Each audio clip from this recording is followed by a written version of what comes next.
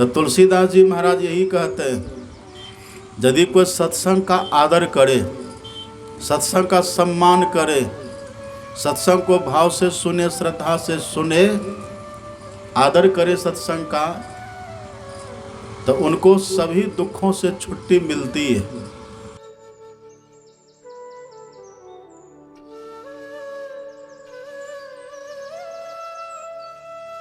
भाव होने से होता क्या है, आप पढ़िएगा रामचरितमानस को।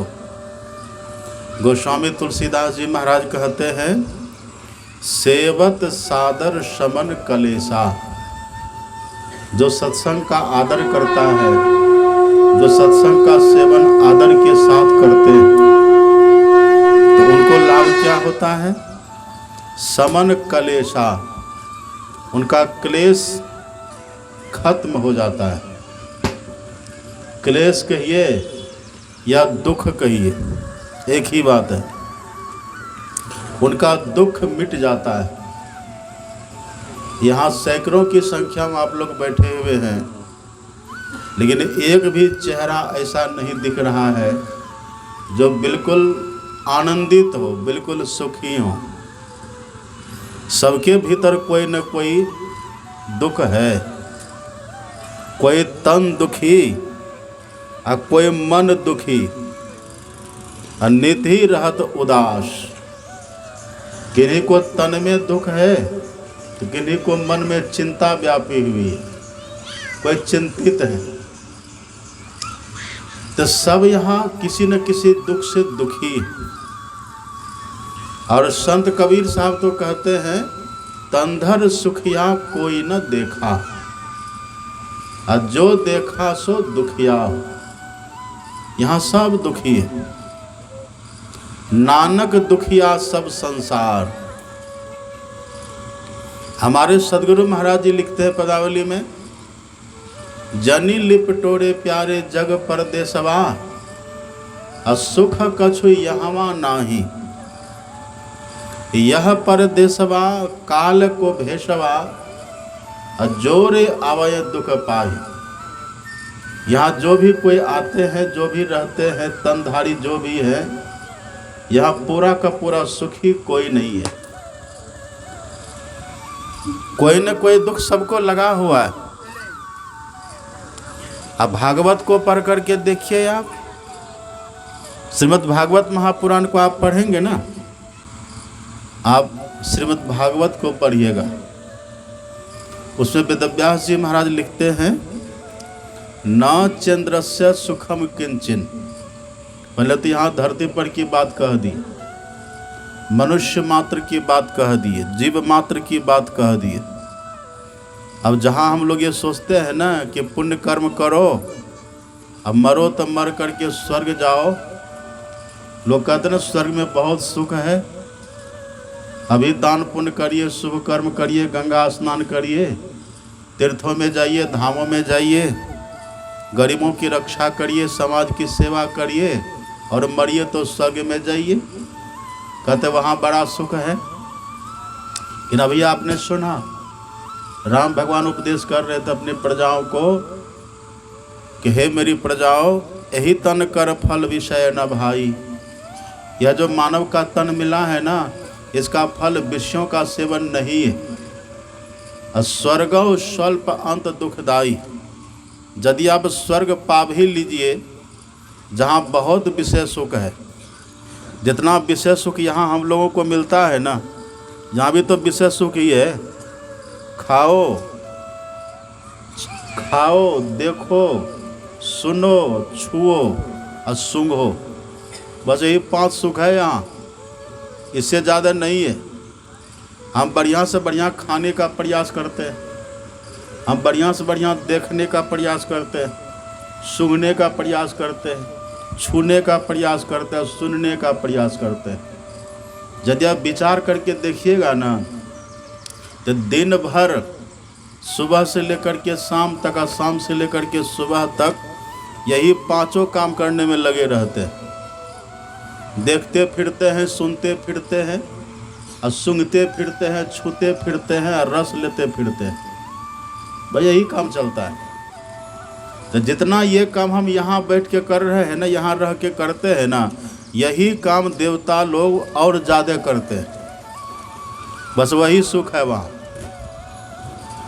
यहाँ जितना विशेष सुख हम लोगों को है ना, इससे ज़्यादा विशेष सुख देवताओं को है। तो वो सुख जो लगता है, भगवान का तो थोड़ी देर का सुख होता है। और कब तक का सुख है? जब तक हमारे जीवन में पुण्य की पूंजी होती है ना, बस तब तक का वो सुख होता है। पुण्य की पूंजी खत्म, अब वहाँ का सुख भी खत्म। वही भगवान कह रहे थे, स्वर्गौ स्वल्प अंत दुखदाई। थोड़े दिन तक वहाँ सुख मिलेगा, फिर दुखी हो जाते हैं, फिर हम दुख में पड़े रहते हैं। तो तुलसीदास जी महाराज यही कहते हैं, यदि कोई सत्संग का आदर करे, सत्संग का सम्मान करे, सत्संग को भाव से सुने, श्रद्धा से सुने, आदर करे सत्संग का, तो उनको सभी दुखों से छुट्टी मिलती है। कहने वाले कौन हैं? कहने वाले ऐसे वैसे लोग नहीं हैं। कहने वाले वे हैं जिनका वचन कभी मिथ्या नहीं होता, जिनका वचन कभी झूठ नहीं होता है। संत लोग कभी झूठ नहीं बोलते। संत की बातों पर लोगों को विश्वास होता है। अब गांव घर में भी देखते हैं ना, जो सत्यवादी लोग होते हैं, जो सत्य बोलते हैं, जो सभ्य होते हैं, जो महान होते हैं, उनकी बात पर सबको विश्वास होता है। कहते फलाना जो व्यक्ति है ना, वो झूठ नहीं बोलता है। कहते फलाना व्यक्ति जो बोल देता है ना, वो बिल्कुल सत्य होता है। ऐसा लोग कहते हैं ना। ऐसे संत के बातों पर, संत के वचन पर सबको विश्वास होता है, क्योंकि संत कभी झूठ नहीं बोलते, संत कभी बनावटी नहीं बोलते, संत कभी देखी सुनी बात, सुनी सुनाई बात नहीं कहते, संत कभी अनुमान की बात नहीं कहते। संत जो कुछ कहते हैं ना, प्रैक्टिकल क्या हुआ, संत जो कुछ कहते हैं अनुभव क्या हुआ। और संतों का जो अनुभव ज्ञान होता है ना, कभी झूठ नहीं, कभी मिथ्या नहीं होता है। इसलिए संतों की बात पर विश्वास होना चाहिए, संतों की बात पर भरोसा होना चाहिए। तुलसीदास जी कहते हैं, सब ही सुलभ, ये सत्संग सबको सुलभ है। सब ही सुलभ, सब दिन सब देशा, लेकिन सेवत, इसका सेवन कौन करेगा? का सेवन सब नहीं कर सकते। अभी देखिए ना, ये मयूरनाथ में गांव में कब से सत्संग की तैयारी चल रही है। और कितनी बड़ी बस्ती है इधर, कितने लोग इस गांव में हैं। ये देखिए सत्संग में कितने लोग यहाँ का आए हैं। और सब बाहर से जहाँ तहाँ से लोग देवघर से आकर के बैठे हैं, मोहनपुर से आकर के बैठे हैं, कर्मा कौन है, कर्मा टाँड़ हैं, उधर से आकर के चुलिया से आकर के बैठे हुए हैं, मलहरा से आकर के लोग बैठे हुए हैं, कहाँ कहाँ से लोग आकर के बैठे हुए यहाँ सत्संग सुन रहे हैं। लेकिन मयूरनाथ वाले को देखिए, सब घर में बंद है, सब जहाँ तहाँ घूम रहा है। हमको तो आश्चर्य तब लगा, कल लोग कह रहा था ये जो मंडप बन रहा है, पंडाल, इसमें विवाह हुआ होगा क्या? ये लोग ऐसा लोग बोलते थे, इसमें क्या करेंगे ये लोग। देखिए भारत में रह करके, अब भारत में भी झारखंड में रह करके, और झारखंड में भी बैद्यनाथ धाम के पास रह करके, और तब सत्संग के पंडाल को देख के कहते इसमें विवाह हुआ होगा क्या? कैसी अनभिज्ञता है, कैसे कैसे लोग हैं। और रोज जाते होंगे बैद्यनाथ धाम, वहाँ पूजा करने के लिए सब जाते होंगे, जल चढ़ाने के लिए सब जाते होंगे, यहाँ से फल फूल चढ़ाने के लिए सब जाते होंगे, नहीं तो भांग धतूरा तो चढ़ाने जाते ही होंगे। ये सब लेकर के वहाँ जाते होंगे। ये सब करने में कितना मन लगता है। मतलब भगवान शंकर को मानते हैं, भगवान शंकर का नाम लेते हैं, लेकिन भगवान शंकर जो कहते हैं करने के लिए वो नहीं करते हैं, बल्कि अनभिज्ञ रहते हैं, अनभिज्ञता जताते हैं। क्या होगा, सत्संग क्या होता है। शिव नगरी में रह करके, शिव धाम में रह करके तब ऐसी बात करना, ये आश्चर्यजनक है। और आश्चर्यजनक के लिए चिंताजनक है। अब प्रातः काल भी हमने सुनाया था ना आपको, भगवान शंकर का वचन है, गिरिजा संत समागम समन लाभ कछुआन, अब बिनु हरि कृपा न होई सो गावही वेद पुराण। भगवान शंकर ने पार्वती माता से कहा कि हे देवी, सत्संग से बढ़कर के दूसरा कोई लाभ नहीं है। वैद्यनाथ, वैद्यनाथ मतलब क्या? भगवान शंकर। वैद्यनाथ मतलब भगवान शंकर। तो वैद्यनाथ धाम के पास हम रहते हैं, वैद्यनाथ की नगरी में हम रहते हैं, शिव नगरी में रहते हैं, और तब सत्संग से कितना अनभिज्ञ बने हुए। जो भगवान शंकर ये कहते हैं कि सत्संग सबसे बड़ा लाभ है, ये उनको मिलता है जिन पर ईश्वर की कृपा होती है। भगवान शंकर कहते हैं बिनु हरि कृपा न होई सो गावही वेद पुराण। अब वहाँ के लोग कहते हैं कि यहाँ क्या होगा, और सब अपने अपने घर में घुसकल है, सब कोई काम पर घघी लताम पर, कहाँ कहाँ से लोग यहाँ आकर के बैठे हैं। अब मयूरनाथ वाले सब घर में। अब मयूरनाथ का अर्थ समझते हैं क्या होता है? उधर है वैद्यनाथ धाम, इधर है मयूरनाथ धाम। मयूरनाच, मयूरनाथ की मयूरनाच नाच, च की था, च मयूरनाच। अच्छा, च की जगह पर था बोलिए, तब क्या हो जाएगा? मयूरनाथ हो जाएगा। अब मयूरनाथ किसको कहते हैं? मयूरनाथ किसको कहते हैं? यदि यहाँ वालों को पूछा जाए कि मयूरनाथ किसको कहते हैं, कहिए तो क्या कहिएगा? मयूरनाथ किसको कहते, कोई बताइए। है कृष्ण भगवान ना, गलत। मयूरनाथ बताइए किनको कहते हैं? हैं? जोर से बोलिए। पिंजरा, मयूरनाथ मतलब पिंजरा। टोपी वाला। मयूरनाथ, मयूरनाथ कहते हैं कार्तिकेय भगवान को। सुनिए, मयूरनाथ कहते हैं कार्तिकेय भगवान को। कार्तिकेय, कार्तिकेय भगवान किस पर चढ़ते जानते हैं ना? हाँ, मोर, मयूर। मयूर भगवान कार्तिकेय का वाहन है। तो मयूरनाथ कहने का मतलब भगवान कार्तिकेय। कार्तिकेय बेटा किनका है? कार्तिकेय किनका बेटा है? शंकर भगवान का। तो उधर है वैद्यनाथ, इधर है मयूरनाथ। हम नाच आप कहते तो नाच तो नाच, लेकिन मयूरनाथ असली बात है।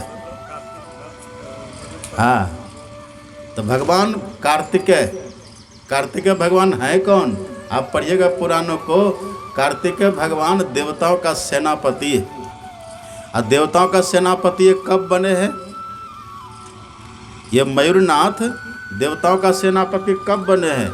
इनके पहले जो सेनापति थे ना देवताओं के, उन्हीं का नाम था मुचकुंद। सुने हैं मुचकुंद? मुचकुंद। और मुचकुंद युद्ध करते करते, लड़ते लड़ते जब थक गए और ये कार्तिकेय भगवान आ गए, तब देवताओं ने कहा कि चलिए अब सेनापति कार्तिकेय भगवान बनेंगे। मुचकुंद जी, आप कहीं जाकर के आराम करिए। तब मुचकुंद ने कहा कि ठीक है, आराम मैं करूंगा, बहुत थक गया हूँ युद्ध करते करते दैत्यों से लड़ते लड़ते मैं थक गया हूँ। एक ऐसा कोई स्थान हमको बता दीजिए जहाँ आराम से हम सोते रहे। सुनिए ना, इसको छोड़ दीजिए, यही ठीक चल रहा है। नहीं नहीं ठीक है, रहने दीजिए, बैठिए।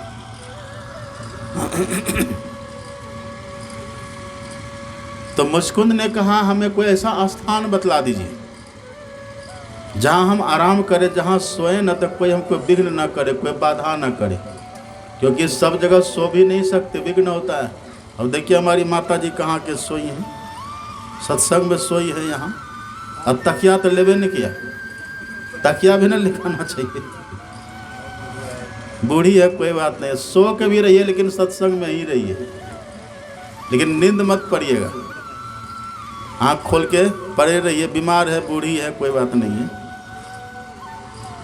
तो मुचकुंद ने कहा हम कहाँ सोएं जहाँ किसी प्रकार का विघ्न न हो, किसी प्रकार की बाधा न हो, तो देवताओं ने कहा कोई बात नहीं, आपको जो स्थान पसंद हो, जो स्थान अच्छा लगे ना, आप उसी स्थान पर जाकर के सो जाइए, आपको कोई नहीं जगाएगा। और यदि कोई आपको जगा देगा और आप जगाने वाले को जैसे देखिएगा, वो देखते ही जल के भस्म हो जाएगा। ये वरदान दिया था। बीच में आना चाहिए आपको।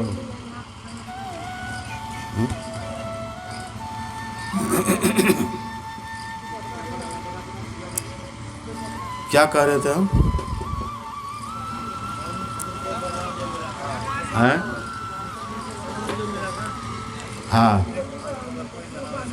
मुस्कुंद को कहा कि आप जाइए, आपको जो स्थान पसंद हो, अनुकूल लगे ना, आप वहाँ जा कर के सो जाइए, आपको कोई जगाएगा नहीं।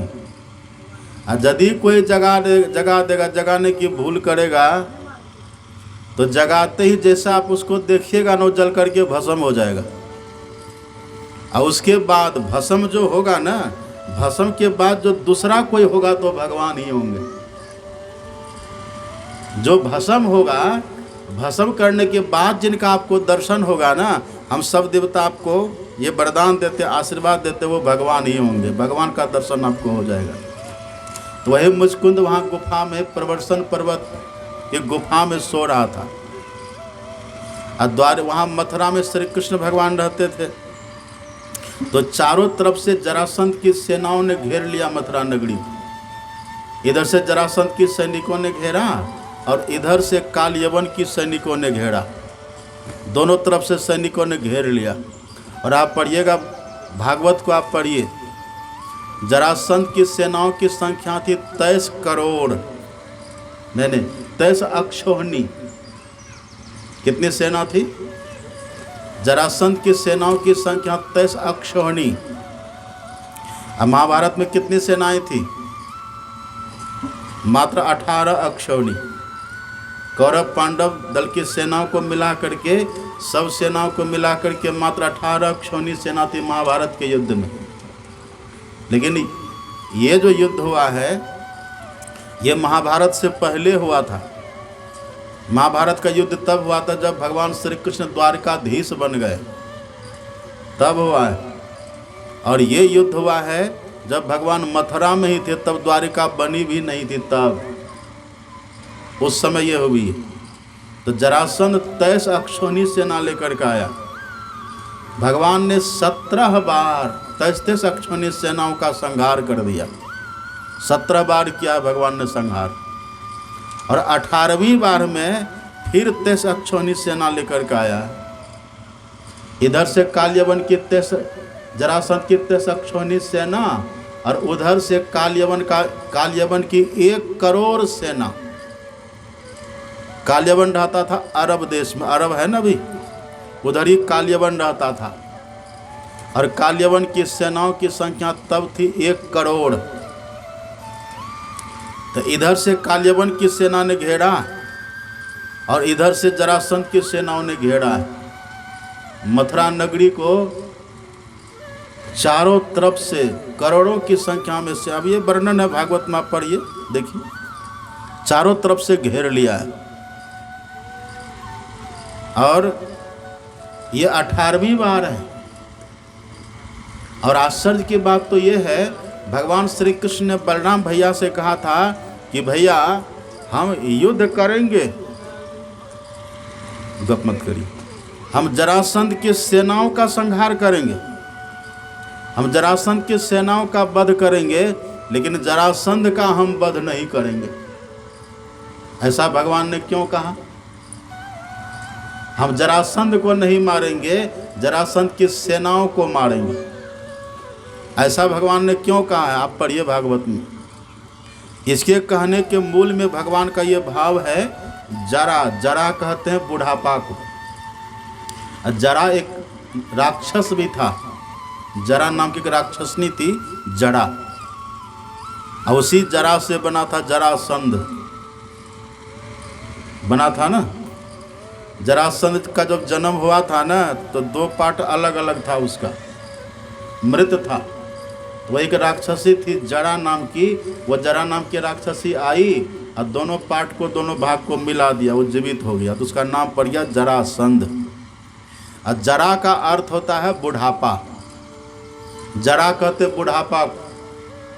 अभी जो हम लोग का मानव शरीर है, इसमें बुढ़ापा आता है कि नहीं? हम सब बूढ़े होंगे कि नहीं? और जैसे हम लोग बूढ़े होंगे तो बल रहेगा।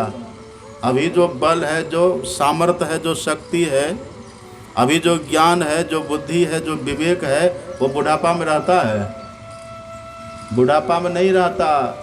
जैसे जैसे आप बूढ़े होते चले जाएंगे ना, बस बुढ़ापा में अगर जवानी में भजन किए हैं, अगर जवानी में बैठ कर के कुछ सत्संग किए हैं, ध्यान किए हैं और दीक्षा लेकर के भजन साधन किए हैं, तो बुढ़ापा आपका सद्गुणों से भर जाएगा।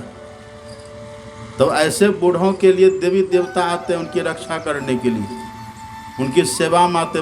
भले उनके घर के लोग सेवा करे कि न करे, कोई फर्क नहीं पड़ता।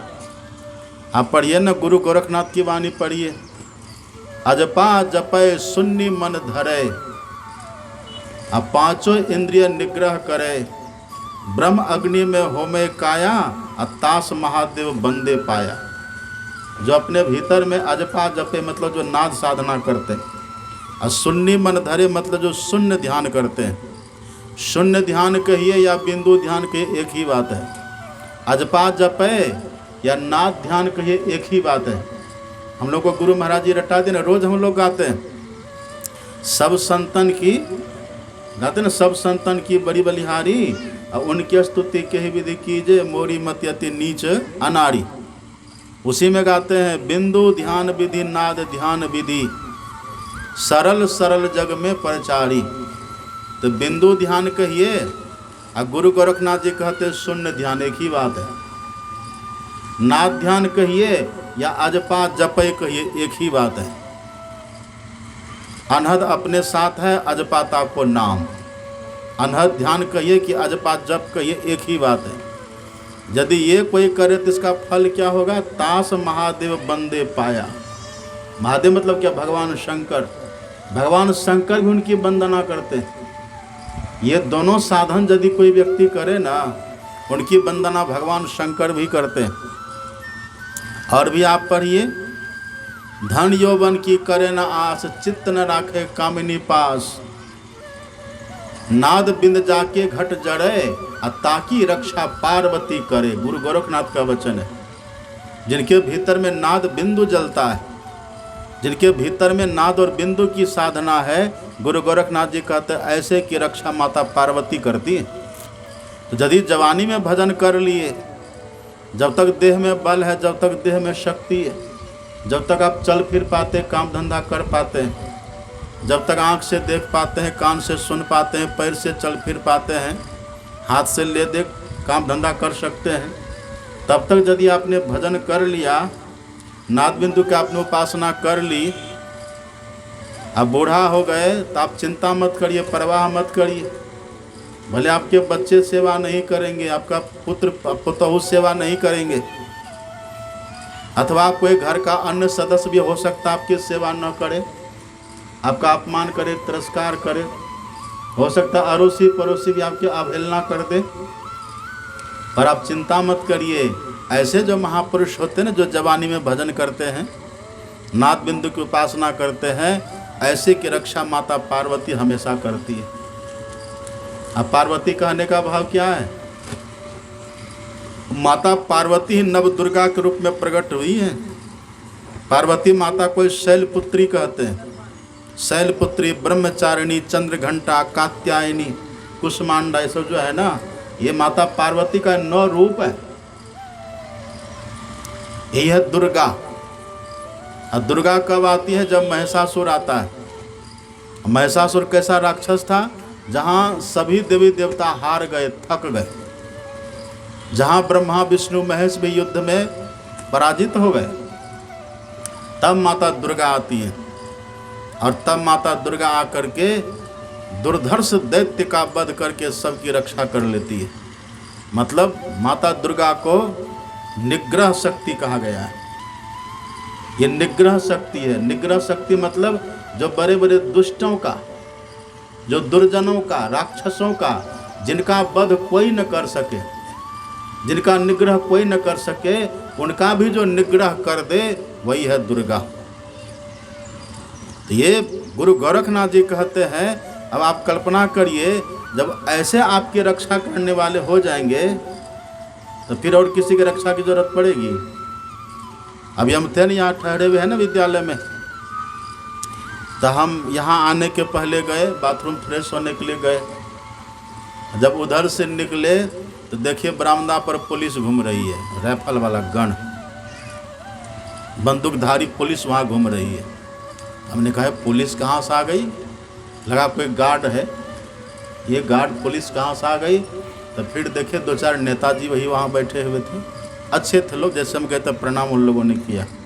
भोजन कर रहे थे, हमने भी हाथ जोड़ा, उन लोगों ने भी प्रणाम किया। तो हमने देखा अच्छा ये नेताजी आए। नेताजी जब भी चलेंगे तो अकेला चलेंगे, वो साथ में बॉडीगार्ड होता है ना, राइफलधारी होते हैं। क्यों? क्योंकि हमें कोई विघ्न न करे, हमें कोई बाधा न करे, हमें कोई संकट न दे दे, कोई दुर्घटना न हो जाए, कोई अशुभ न हो जाए। इन सब बातों को लेकर के लोग चलते हैं ना, फिर वो अपनी रक्षा गार्ड लेकर के चलते हैं ना लोग, यही सब चलते हैं। लेकिन आप जानते हैं ना, रक्षक होने के बाद भी, गार्ड होने के बाद भी, राइफलदारी होने के बाद भी दुर्घटना घट जाती है ना, आए दिन उससे कुछ हो जाता है ना। ऐसा क्यों होता है? क्योंकि उसके जो रक्षक होते हैं ना, उससे ज़्यादा शक्तिशाली कोई आ जाता है, फिर वहाँ पर वो रक्षक फेल हो जाता है। उसका जितनी शक्ति उस रक्षक के भीतर में है ना, उससे ज़्यादा शक्ति वाला कोई आ जाता है, कोई खतरनाक व्यक्ति आता है, कोई बदमाश आ जाता है, फिर उसका वो रक्षक देखते रह जाता है और उसकी मृत्यु हो जाती है, अथवा कोई एक्सीडेंट हो जाता है, कोई दुर्घटना घट जाती है, वो बचा नहीं पाते। वो कहते कि हम क्या करेंगे, हम तो थे, पर उसके सामने मेरा कुछ भी नहीं चला, कह देते हैं कि नहीं। लेकिन आप कल्पना करिए, जिनकी रक्षा में दुनिया के सबसे ज़्यादा शक्तिशाली, इस सृष्टि के सबसे ज़्यादा शक्तिशाली रहेंगे, उनका कोई बाल बाका कर पाएंगे? उनका कोई बाल बाका? वही यहाँ गुरु गोरखनाथ जी कहते हैं, धन यौवन की करे न आस, चित्त न राखे कामिनी पास, नाद बिंदु जाके घट जरे, ताकि रक्षा कौन करे? पार्वती करे। अब पार्वती माता के सामने, दुर्गा के सामने किसी का चलता है? दुर्गा के सामने किसी का नहीं चलता। और रामायण में पढ़िए तुलसीदास जी ने क्या लिखा है। इधर दुर्गा शक्तिशालिनी है, दुर्गा रक्षा करती है। अब जिनकी रक्षा में दुर्गा ही है, उनका कौन बाल बाका कर लेगा? उनके साथ क्या दुर्घटना घटेगी? आप चाह करके उनका कुछ बिगाड़ नहीं पाइएगा। वो इतने समर्थ, इतने सशक्त, इतने सबल हो जाते हैं। और रामायण में पढ़िए तुलसीदास जी क्या कहते हैं। तुलसीदास जी दुर्गा के लिए कहते हैं, ईश्वर के लिए, परमात्मा के लिए कहते हैं। परमात्मा कैसे हैं? दुर्गा कोटि अमित अरिमर्दन, करोड़ों दुर्गा की तरह अरिमर्दन। अरि किसको कहते हैं? अरि कहते हैं शत्रु को, अरि कहते हैं दुश्मन को। तो एक तो दुर्गा है, लेकिन परमात्मा कैसे हैं? परमात्मा एक दुर्गा ने करोड़ों दुर्गा के समान सक्षम है, वो दुश्मन का, अरि का मर्दन करने के लिए, दुश्मन का नाश करने के लिए। अब वो परमात्मा क्या करते हैं? आप पढ़िए संत कबीर साहब की वाणी। कबीर साहब कहते हैं, कबीरा मन निर्मल भया, जैसे गंगा नीर, अब पाछे पाछे हरि फिरे। हरि मतलब परमात्मा, पाछे पाछे हरि फिरे, कहत कबीर कबीर। यदि भजन करके आपने मन को शुद्ध कर लिया है, पवित्र कर लिया है ना जवानी में ही, और तब जवानी में रहिए कि बुढ़ापा में रहिए, कोई फर्क नहीं पड़ता, आपके साथ साथ भगवान रहेंगे। पाछे पाछे हरि फिरे। कबीर साहब कहते हैं हरि फिरे, अब गुरु गोरखनाथ जी कहते ताकि रक्षा पार्वती करे, तास महादेव बंदे पाया। भगवान शंकर उनकी वंदना करते, रक्षा की बात और है। अब भागवत को पढ़िए ना, भागवत में भगवान स्वयं कहते हैं, भगवान खुद ही कहते हैं अनपेक्षम सुचिर दक्षः अजात शत्रवः निर्वैरम समदर्शिनः। जो निर्वैर है, जो समदर्शी है, जो अनपेक्ष है, जिनको आप दुनिया का कुछ भी नहीं चाहिए, जो अनपेक्ष निष्पेक्ष हो गए, निरपेक्ष हो गए, जो किसी को अपना शत्रु नहीं मानता है, जो अजात शत्रु है। यदि ऐसे कोई महापुरुष है ना, तो भगवान कहते अनुव्रजामि हम नित्यम पुयत्यं गिरि रेणु भी। भगवान कहते ऐसे यदि कोई महापुरुष हो जो निर्वैर है, समदर्शी है, ऐसे यदि कोई महापुरुष हो तो भगवान कहता हम उसके पीछे पीछे घूमते रहते हैं। हाँ, ऐसे भक्तों के लिए कहते हैं जाको राखे साइया मार न सकी है कोई, अब बाल न बाका करी सके जो जग बैरी होए। ये जरा, जरा मतलब क्या, बुढ़ापा। यदि बुढ़ापा को आप सुखी करना चाहते हैं, जानते हैं बुढ़ापा में बहुत दुर्गजन होता है, बुढ़ापा में बड़ी दुर्दशा हो जाती है। बुढ़ापा क्या करता है, जवानी की सब बल पौरुष शक्ति सामर्थ्य को वो नष्ट नाबूद कर देता है। जो जवानी का शौर्य, जो जवानी का उमंग, जो जवानी की ऊर्जा, जो जवानी का तेज, जो जवानी का आकर्षण, जो जवानी का बल पौरुष, ये बुढ़ापा सबका नाश कर देता है, ये दुखद कर देता है। और आप जानते फिर आपकी बात किसी को अच्छी नहीं लगेगी। बूढ़ा की बात किसी को अच्छी लगती है। अब बूढ़ा बुढ़ियों में एक बीमारी होती है, उसको बोलने की बीमारी होती है। यदि बूढ़ा बुढ़ी आपके पास बैठेंगे ना, अपनी जब वो पेटारी खोलेंगे ख़त्म ही नहीं होती। मन होता है कि कब ये बंद हो जाए। फिर बूढ़ा बूढ़ी बंद नहीं होते, उनके भीतर इतना चलता रहता, इतना उनके भीतर चलता रहता है ना, इतनी ओझरी पटरी उनके भीतर रहती है, सब उगलना चाहता है, पर इधर कोई सुनने के लिए तैयार नहीं है, कोई सुनना नहीं चाहते। ये बुढ़ापा दुखद है। तो भगवान ने कहा बलराम से कि भैया ये जरासंध को नहीं मार पाइएगा, अभी जरासंध हम लोगों से नहीं मरेगा। मतलब बुढ़ापा से कोई बच पाते हैं? बुढ़ापा को मार पाइएगा? एक व्यक्ति ने कहा कि बाबा हम तो च्यवनप्राश खाते हैं, च्यवनप्राश खाते तो क्या होगा, का बूढ़ा कभी नहीं होंगे। लोग क्या क्या तर्क कुतर्क लेकर के बैठे में, च्यवनप्राश खाएगा तो बूढ़ा कभी नहीं होइएगा। जिनके नाम पर वो च्यवनप्राश पड़ा है, च्यवन ऋषि बूढ़ा हो गया था। च्यवन ऋषि के लिए पढ़िए ना, वो बूढ़ा जरा जीर्ण हो गया था। तो अश्विनी कुमार ने वही औषधि बता दिया, वो औषधि खा करके फिर से जवान हो गया। तो उस औषधि का नाम ही हो गया च्यवनप्राश, च्यवन ऋषि के नाम पर हो गया। लेकिन जवान तो हो गया और फिर दोबारा बूढ़ा होकर फिर मर भी गया। कितना भी खा लीजिएगा काम चले होगा, बुढ़ापा से बच पाइएगा। एक बूढ़ी आकर के प्रणाम किया, बूढ़ी माता जी आई प्रणाम किया। हाँ माता जी ठीक है ना? हाँ बाबा ठीक है। माता जी स्वास्थ्य कैसा है? हाँ ठीक है। तो कह रहे माता जी आपकी उम्र कितनी है? कहा बाबा 75 साल। कहा माता जी 75 साल की आप हैं और आपका स्वास्थ्य कितना अच्छा है। क्यों बाबा? देखिए आपका बाल कितना काला काला है। 75 साल की आप हैं, आपका बाल कितना काला काला है। हम देखिए 40-45 साल के, इधर देखिए बाल पकने लगा। आपका स्वास्थ्य बढ़िया है ना? तो बूढ़ी कहते बाबा स्वास्थ्य क्या बढ़िया रहेगा, बाल में मेहंदी लगा लिए, मेहंदी, ताकि कोई बूढ़ा न कहे, बूढ़ी न कहे। ये बूढ़ा बूढ़ी का नाक कहलाना किसी को पसंद नहीं है, अच्छा नहीं लगता। एक बूढ़ा बाबा बस में केबिन में बैठे हुए थे, बस जा रही थी। एक पड़ाव पर जैसे बस रुकी तो वहाँ 4-5 स्टूडेंट कॉलेज का वो सब चढ़ा बस में।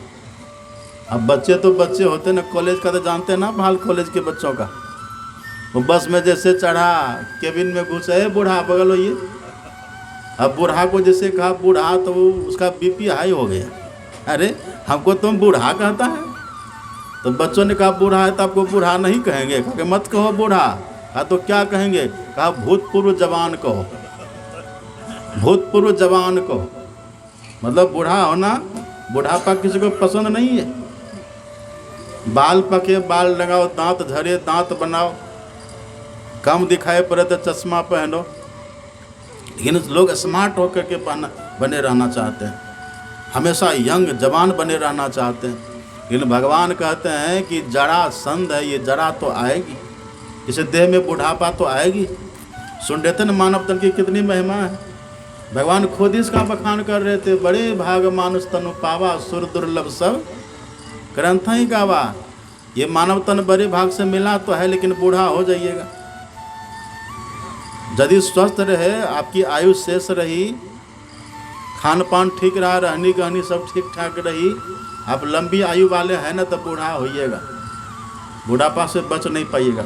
हाँ, बुढ़ापा आपका सुखद हो जाए ये कर सकते हैं। आप वृद्धावस्था के दुर्गुणों से बच सकते हैं। यह बुढ़ापा में बहुत दुर्गुण आता है। 23 अक्षौणी सेना 18 बार भगवान ने खत्म किया है। अब 23 अक्षौणी सेना कम होती है, करोड़ों की संख्या में, मतलब करोड़ों दुर्गुण आता है बुढ़ापा में, बहुत दुर्गुण आएगा। आप किसी को अच्छा नहीं लगेगा, आप किन्हीं को प्रेम से बोलिएगा ना, वो आपको स्वार्थी समझेगा, है बूढ़ा बूढ़ी कैसे कर रहा है, वो सुनेगा नहीं। तो इसीलिए बुढ़ापा के दुख को खत्म करिए, बुढ़ापा के दुर्गुण को खत्म करिए। अब बुढ़ापा का दुर्गुण क्या है, बुढ़ापा का दुर्गुण क्या है, तन बूढ़ा हो जाएगा लेकिन मन और जवान हो जाता है। बुढ़ापा में और मन बलशाली हो जाता है, तन कमजोर और मन बलवान हो जाता है। हाँ, ये पूछे न बूढ़ा बूढ़ियों से हाल, और मन बलवान हो जाता है। अब मन बलवान, मन और मन में होता क्या है, संत कहते हैं बूढ़ापन में धन अरुजन के ममता छुए छे असमान। जितना जितनी ममता जवानों को होती है ना, उससे कई गुना अधिक ममता बूढ़ा बूढ़ियों को होती है। जवान व्यक्ति जो घर से भागता है ना, तो सालों रह जाता है बाहर। अब बूढ़ा बूढ़ी रह पाते हैं घर में? सब कहते हैं कि बूढ़ा बूढ़ी जब सत्संग में बैठे, अब बूढ़ा बूढ़ी वहाँ दरवाजे पर बैठे रहते, हटना नहीं चाहते, जब और आसक्ति बढ़ जाते, ममत्व तो बढ़ता है। पता करिए, घर हमने बनाया, ये ज़मीन हमने खरीदी, ये पशु सब हमारे हैं, ये पुत्र पुत्री सब मेरे हैं, हम कहाँ जाएंगे छोड़ के, और आसक्ति बढ़ती चली जाती है। यही तो दुर्गुण है। लेकिन ये दुर्गुण जो है ना, जब जवानी में आप भजन करेंगे तब ये दुर्गुण नहीं रहेगा। ये मानव तन उसी के लिए तो है। भजन करिए जवानी में, फिर देखिए भजन का प्रताप, भजन का फल। गुरु गोरखनाथ जी कहते हैं, ताश की रक्षा पार्वती करे, ताश महादेव बंदे पाया। कबीर साहब कहते हैं, पाछे पाछे हरी फिरे। भगवान खुद कहते हम खुद ही फिरते हैं उनके पीछे पीछे। पलटू सोवे मगन में साहिब चौकीदार। बूढ़ा बूढ़ियों के परेड जगह खटिया पर, और आपकी रक्षा में भगवान रहेंगे। कितना अच्छा लगेगा। ऐसा करिए। भगवान ने 23 बार 17 बार खत्म कर दिया, और 18वीं बार इधर से आ गया जरासंध। 23 अक्षौणी सेना लेकर के इधर से आ गया कालयवन। भगवान ने कहा कि भैया अब क्या करिएगा? अच्छा, कालयवन क्यों आया? बुढ़ापा का अवसान होता है काल में। बुढ़ापा जब शुरू होगा ना, तो बुढ़ापा कहाँ पहुँचा देता है? जो अभी बच्चा है ना, तो बच्चे के लिए कहते हैं कि जवान होगा। लोग यही कहते हैं, बच्चा के लिए कहते हैं जवान होगा, और जवानों के लिए क्या कहते हैं? बूढ़ा होगा। अब बूढ़ा के लिए क्या कहिएगा? बूढ़ा क्या होगा? राम नाम सत होगा। बूढ़ा क्या होगा? अब उसके लिए कोई दूसरी संभावना है?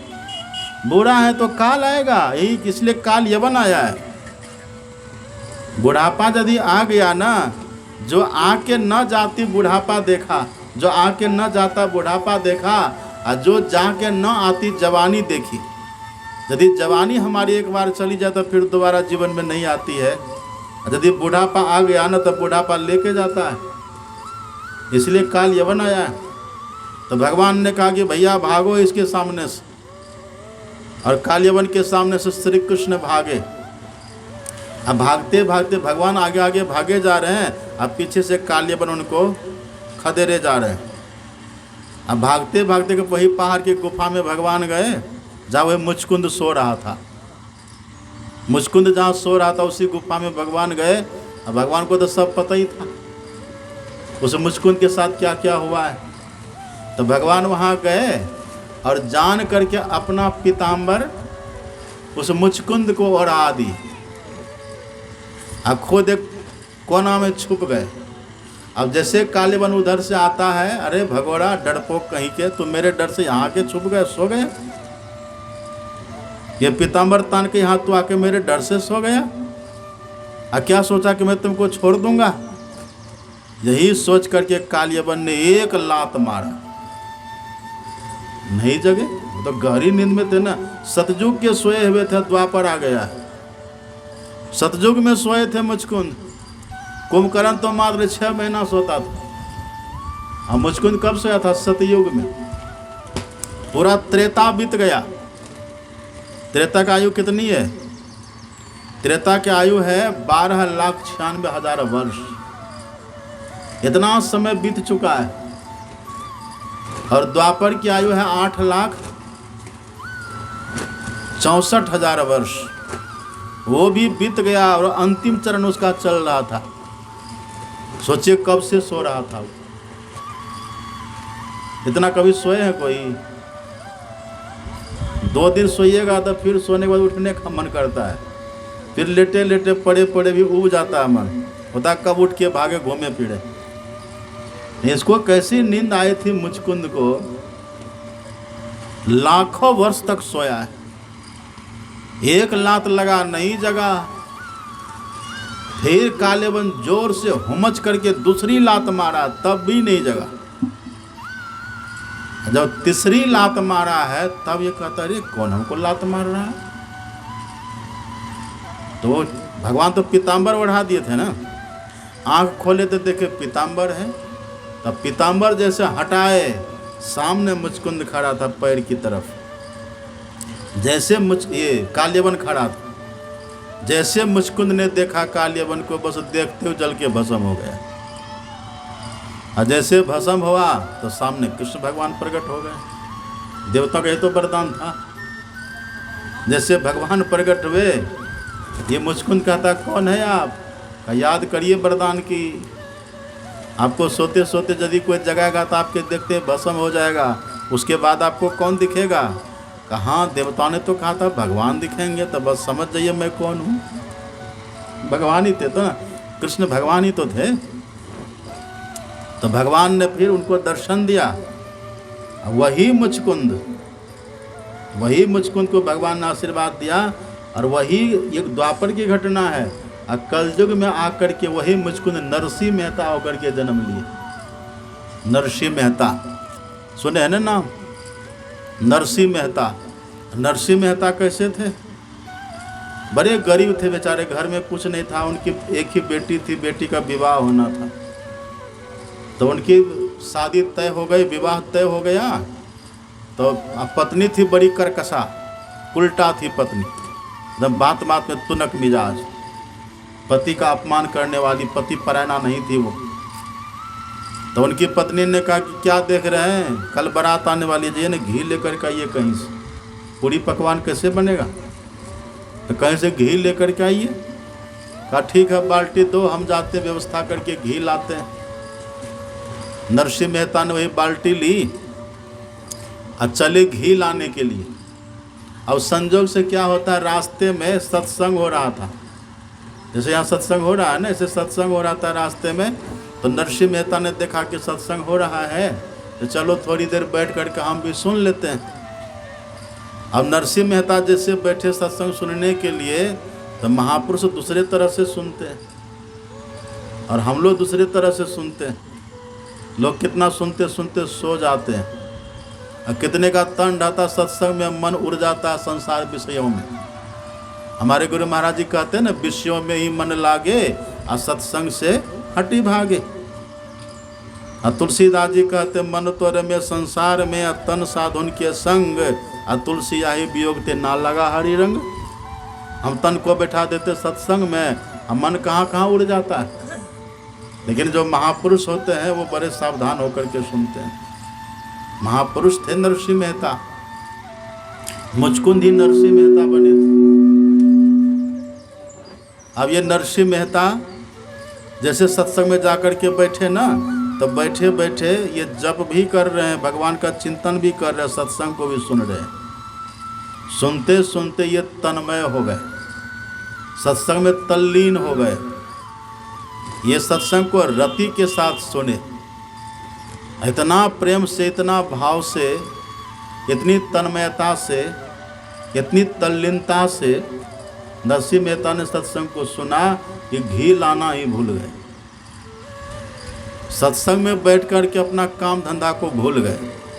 और हम लोग क्या करते हैं, काम धंधा में रह कर के सत्संग को भूल जाते हैं। जब तक जिंदगी रहेगी फुर्सत न होगी काम से, कुछ तो समय निकालो, प्रेम कर लो राम से, तो कभी फुर्सत मिलेगी।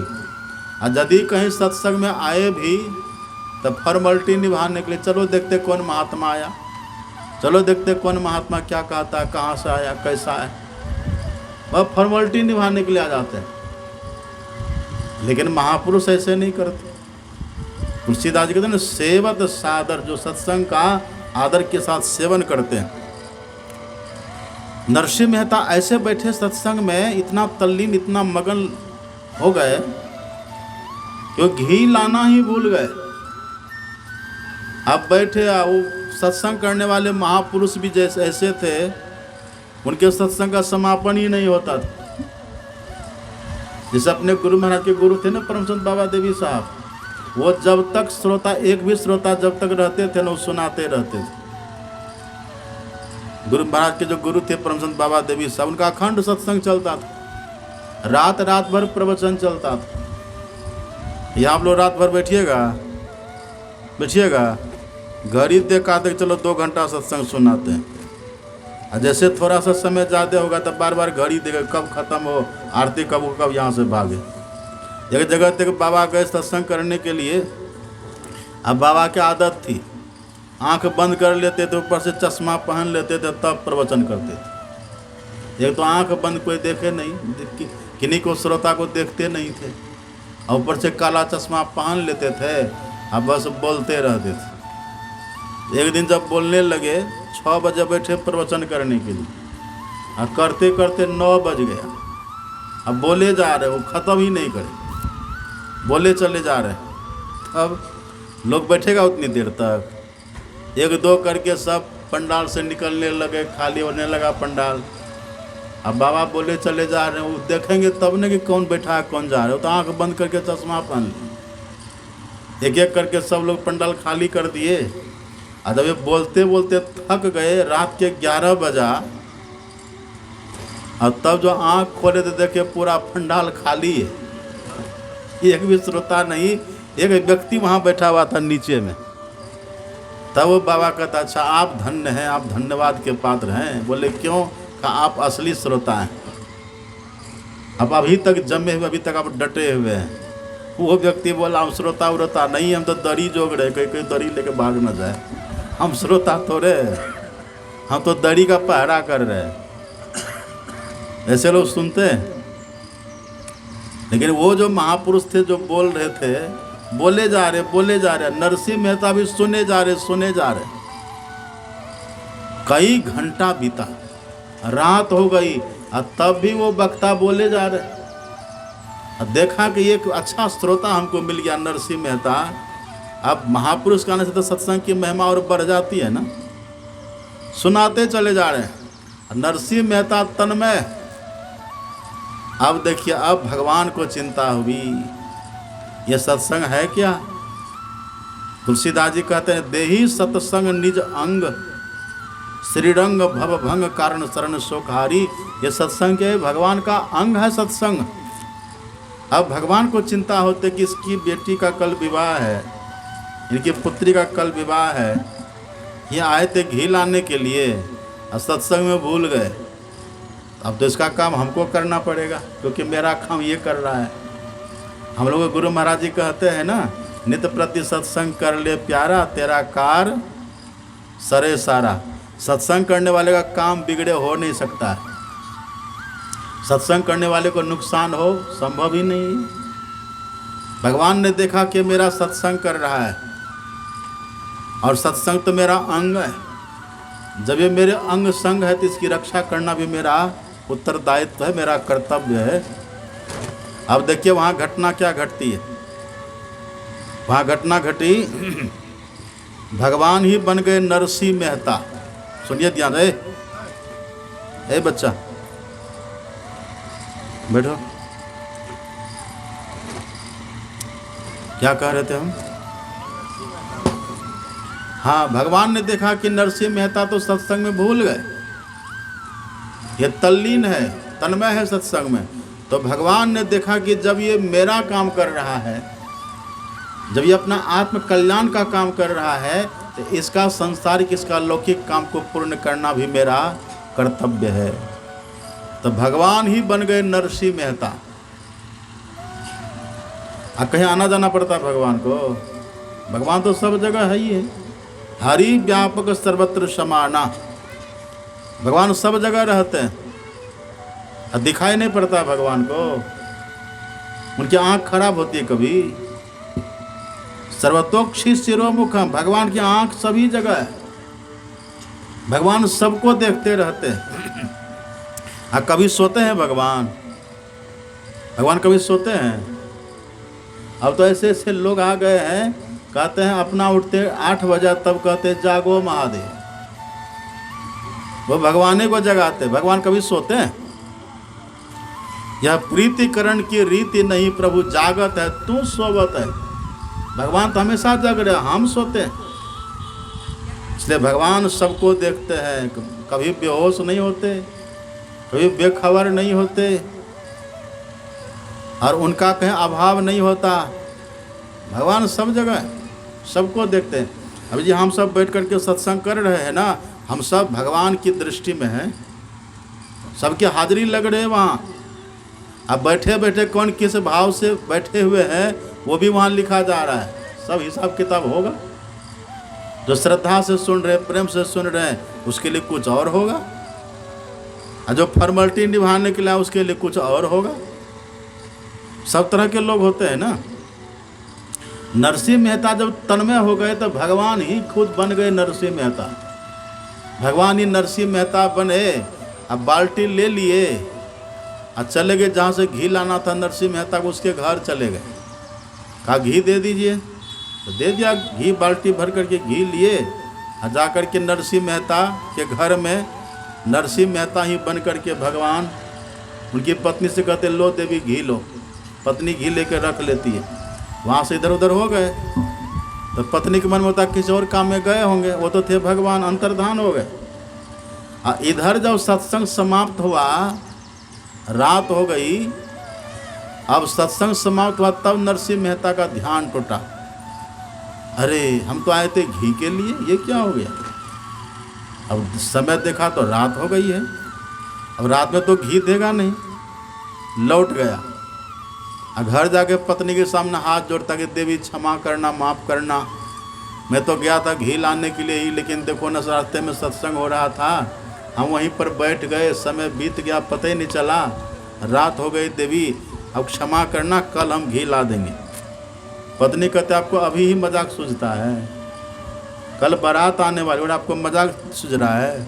अरे आप ही तो घी ला करके रखें। अरे नहीं देवी, हम तो सत्संग में थे। का सत्संगियों के झूठ बोलते हैं? सत्संग भी करते हैं, बत्संग भी कर रहे हैं, झूठ भी बोलते हैं। अभी तो घी ला करके रखे हैं। कहा नहीं देवी, हम सत्संग में थे। कहा देखिए चलिए आपको दिखाते हैं है कि नहीं घी। उनकी पत्नी ने हाथ पकड़ा और खींच के ले गए स्टोर रूम में और दिखाया बाल्टी, एकदम लबालब घी भरा हुआ है, खुशबू, घी से खुशबू आ रही है। अब नरसिंह मेहता ने जैसे देखा, नरसिंह मेहता का भीतर भाव से भर गया, अरे ये अवश्य ही मेरे प्रभु का काम है, ये मेरे आराध्य का, मेरे इष्ट देव का काम है। मैं सत्संग में तन्मय हुआ और मेरे प्रभु ने मेरा काम कर दिया।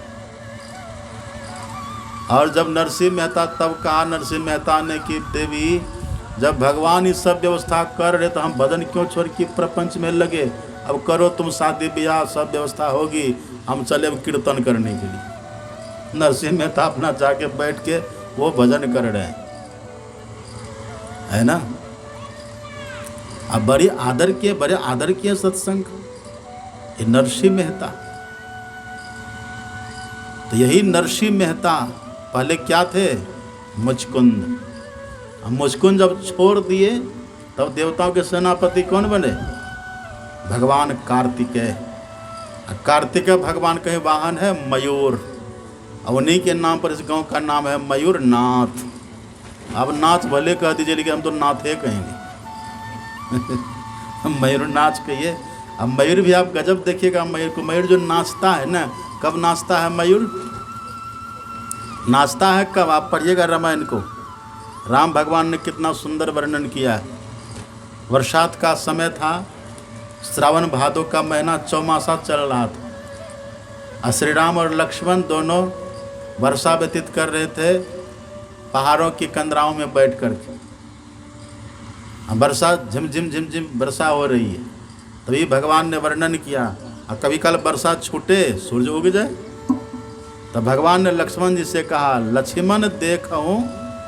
और कभी काल जब वर्षा होने जैसे बादल लगे तो सामने में आके मयूर नाचे। तो भगवान ने कहा कि देखो लक्ष्मण, ये मयूर कैसे नाच रहा है, मयूर नाच कैसे कैसे नाच रहा है देखो। तो भगवान ने लक्ष्मण से कहा, लक्ष्मण देखूं मोर गण, नाचत बारिधि पेख, गिरही बिरति रत हरस जसा, विष्णु भगत कह देख। लक्ष्मण देखो ये मयूर कैसे नाच रहा है, मोर कैसे नाच रहा है। अब मोर कब नाचता आप जानते हैं? ये मोर कब नाचता है? जब बादल में पानी भरता है, जब बादल काला काला पानी से हो जाता है ना, जलद, बादल का नाम है जलद। जब बादल जल से भरे, जब बादल में जल भरता है और श्याम वर्ण का जब बादल होता, उमड़ता घुमड़ता है ना, उस दृश्य को देख करके मोर नाचता है।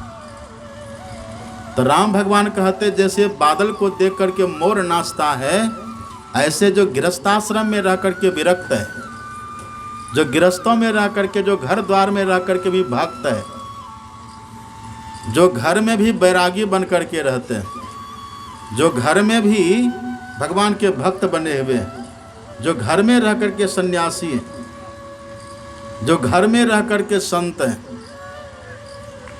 तो ये जो घर में रह करके बैरागी होते हैं ना, ये जब कभी किसी दूसरे भक्त को देखते हैं, बैरागी सन्यासी को देखते हैं, तो बड़े प्रसन्न होते हैं।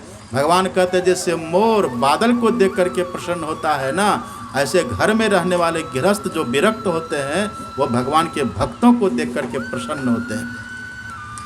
और जब कोई भगवान के भक्तों को देख करके प्रसन्न हो ना, तो समझ लीजिए उस गृहस्थी के भीतर में वैराग्य है, उस गृहस्थ के भीतर में विषयों से विरक्ति है। और जिनके भीतर में विषयों से विरक्ति होती है ना, उन्हीं से ध्यान बनता है, उन्हीं से भजन होता है। राम भगवान ने सूत्र दिया, धर्म ते विरति, योग ते ज्ञाना, ज्ञान मोक्ष प्रद वेद बखाना। जहाँ धर्म है वहीं पर वैराग्य है, जहाँ पर वैराग्य है वहीं पर ध्यान है, जहाँ पर ध्यान है वहीं पर ज्ञान है, जहाँ ज्ञान है वहीं पर मोक्ष है। तो घर में रह करके कैसे रहना चाहिए व्यक्ति को? मोर की तरह नाचना चाहिए। गाँव का क्या नाम है?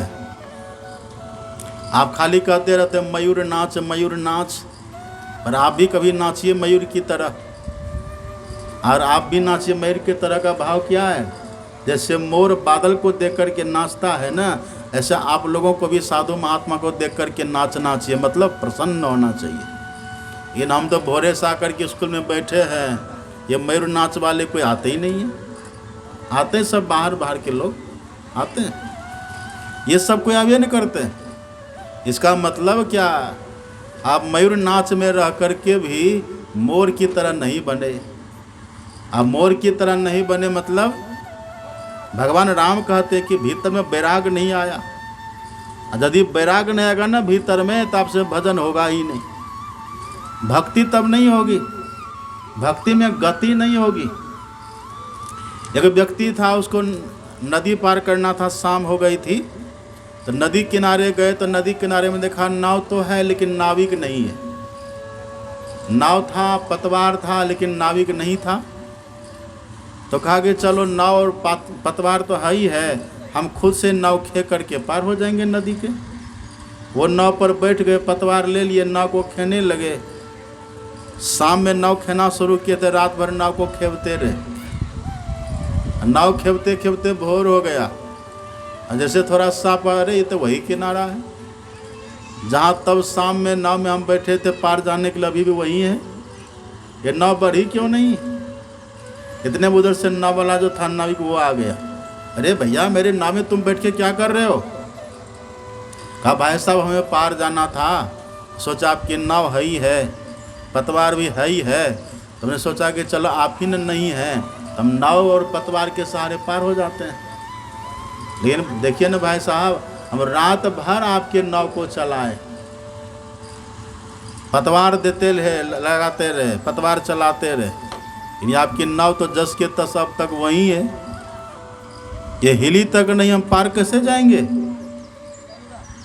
तब नाव वाला ने कहा, तुम रात भर नाव तो चलाया, ये नाव का सिकर खोला, खुट्टा से रस्सी खोला, सिक्कर खोला नाव का। वो कहाँ खोले? तब कहा नाव कैसे चलेगी?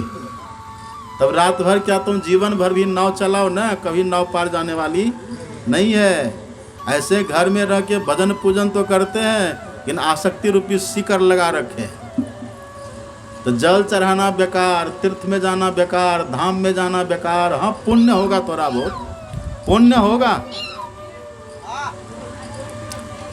पुण्य होगा, पर प्रगति नहीं होगी। अब पुण्य का फल स्वर्ग जाइएगा, और थोड़े दिन तक पुण्य की पूंजी तक स्वर्ग में रहिएगा, और जैसे पुण्य की पूंजी खत्म, बस स्वर्ग से धक्का दे करके नीचे गिरा दिया जाइएगा। ये तब कितना दुख होगा। अभी यहाँ का मुख्यमंत्री कौन है?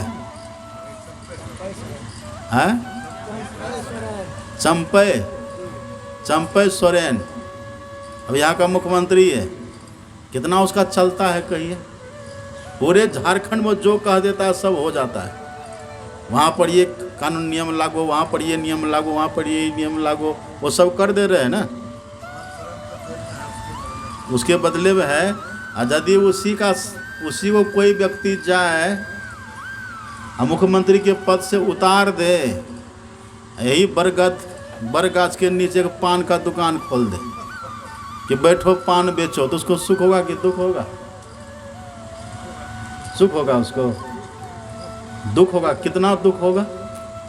अरे कहाँ मेरे कहने से पूरा झारखंड हिलता था, हम पूरे झारखंड के मालिक थे, हम जो चाहते थे वो होता था। लेकिन देखो अब हम ही बैठ के पान बेच रहे हैं, कितना दुख होता है। ऐसे जब तक पुण्य की पूंजी रहेगी तो इंद्र के सिंहासन पर बैठे रहिएगा, और जैसे पुण्य की पूंजी खत्म, बस धक्का मार करके वहाँ से कुत्ता बिल्ली की योनि में भेज दिया जाएगा।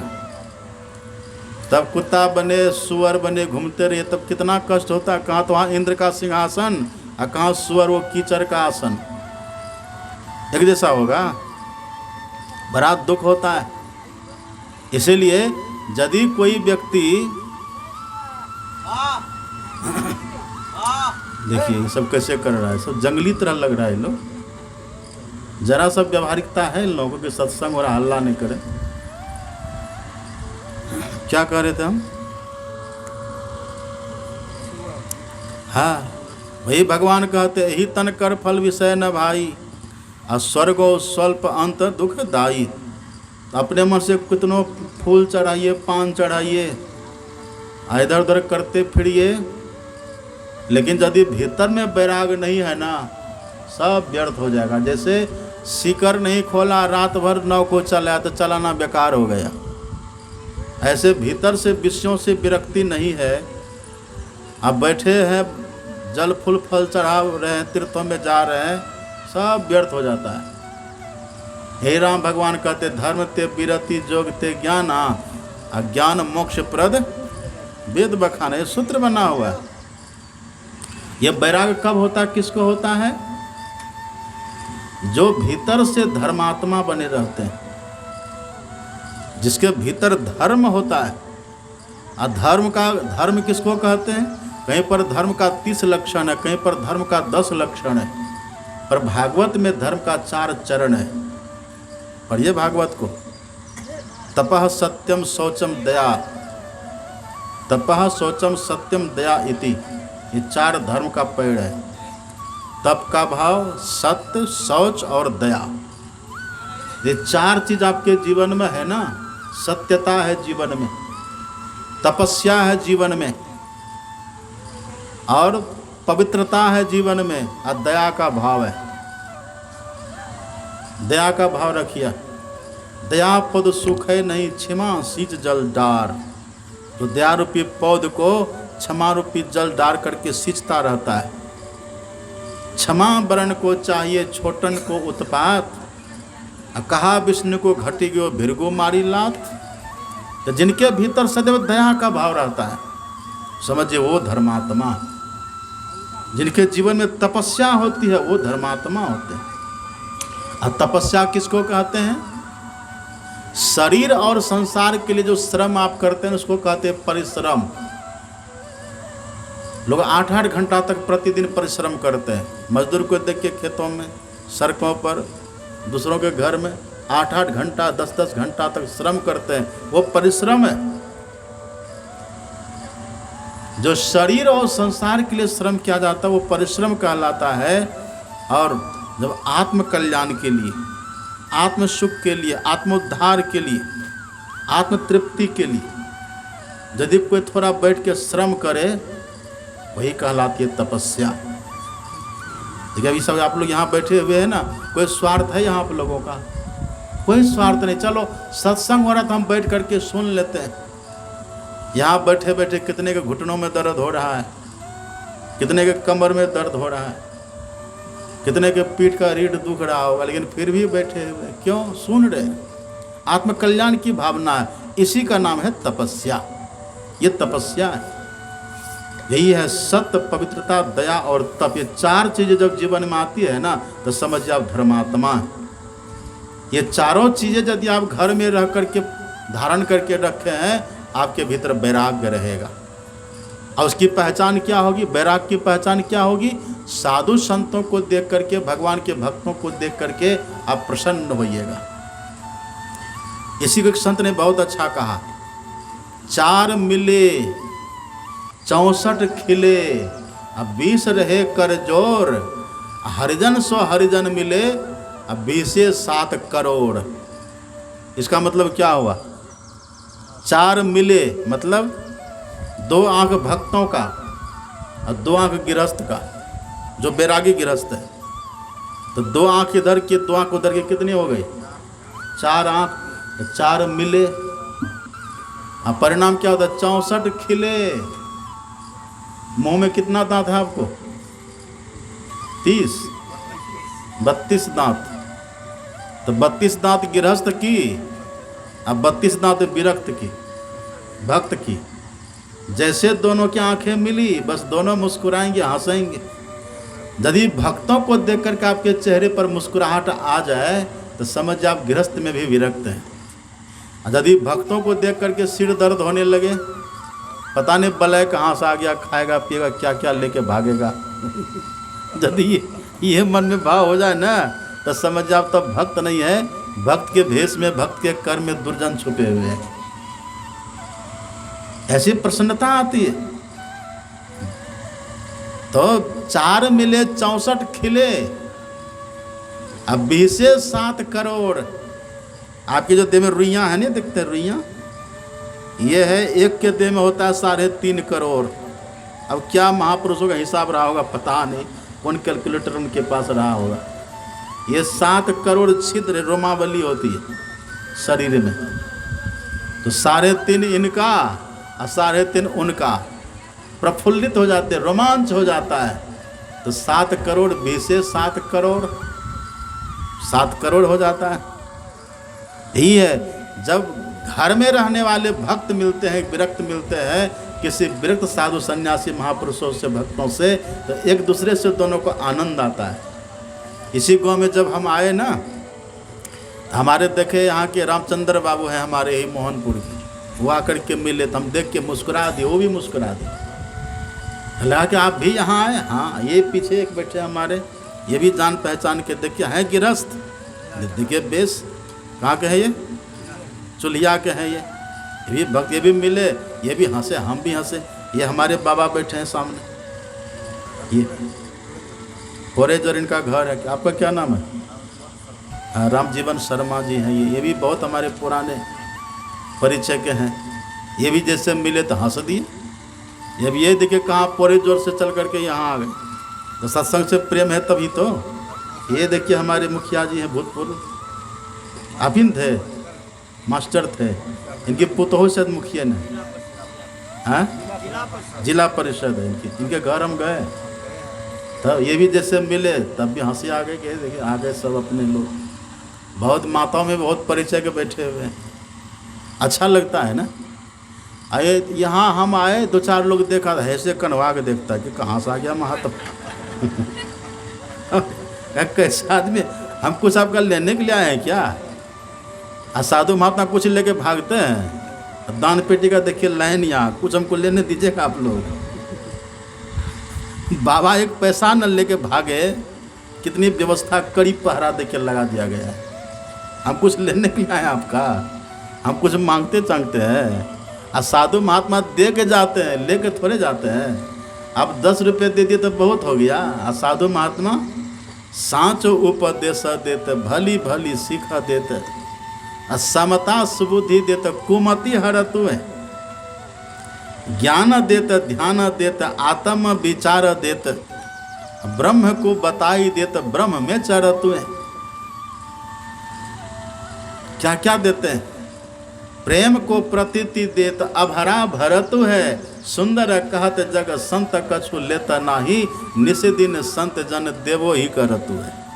वो तो देने के लिए आपको आते हैं और आप मुंह मोड़ के भाग रहे हैं, कहाँ से आ गया? ऐसा मुंह मत मोड़िए।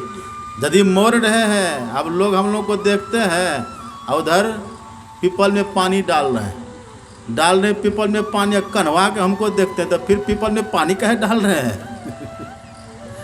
कन्हवा के देख भी रहे, पीपल में पानी भी डाल रहे, मतलब भक्त भी बन रहे हैं और विरोधी भी बन रहे हैं। पानी डाल लीजिए तसल्ली से, बढ़िया से, फिर आके मिलिए, प्रेम से बातचीत करिए ना।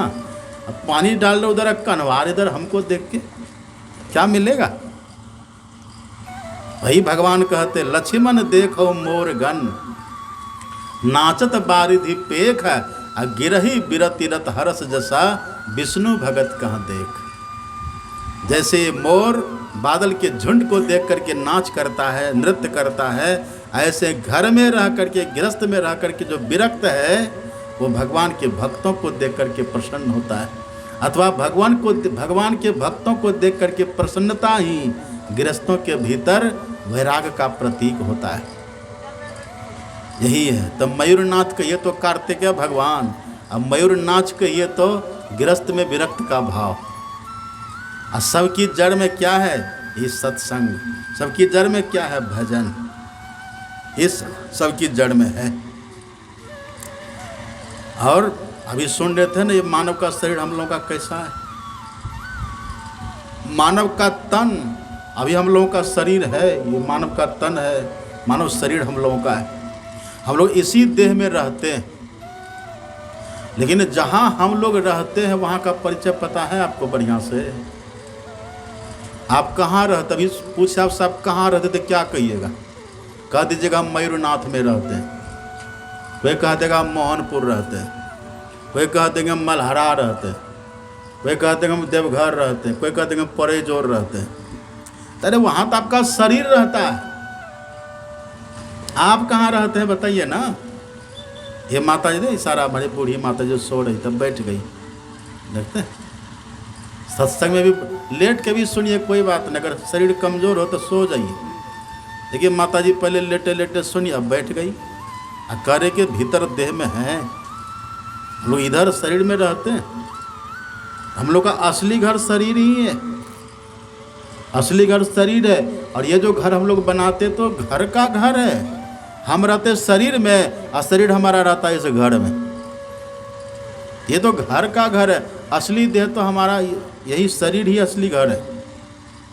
इसलिए कबीर साहब कहते हैं घर तो 3.5 हाथ। अब नाप के देखिए अपने हाथ से, सब 3.5 हाथ का होइएगा।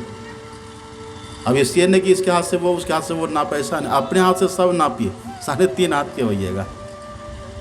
भाई कबीर साहब कह देते घर तो 3.5 हाथ, घना तब 4.25, कहाँ मढ़ावे मेढ़िया लंबी भी तुषार।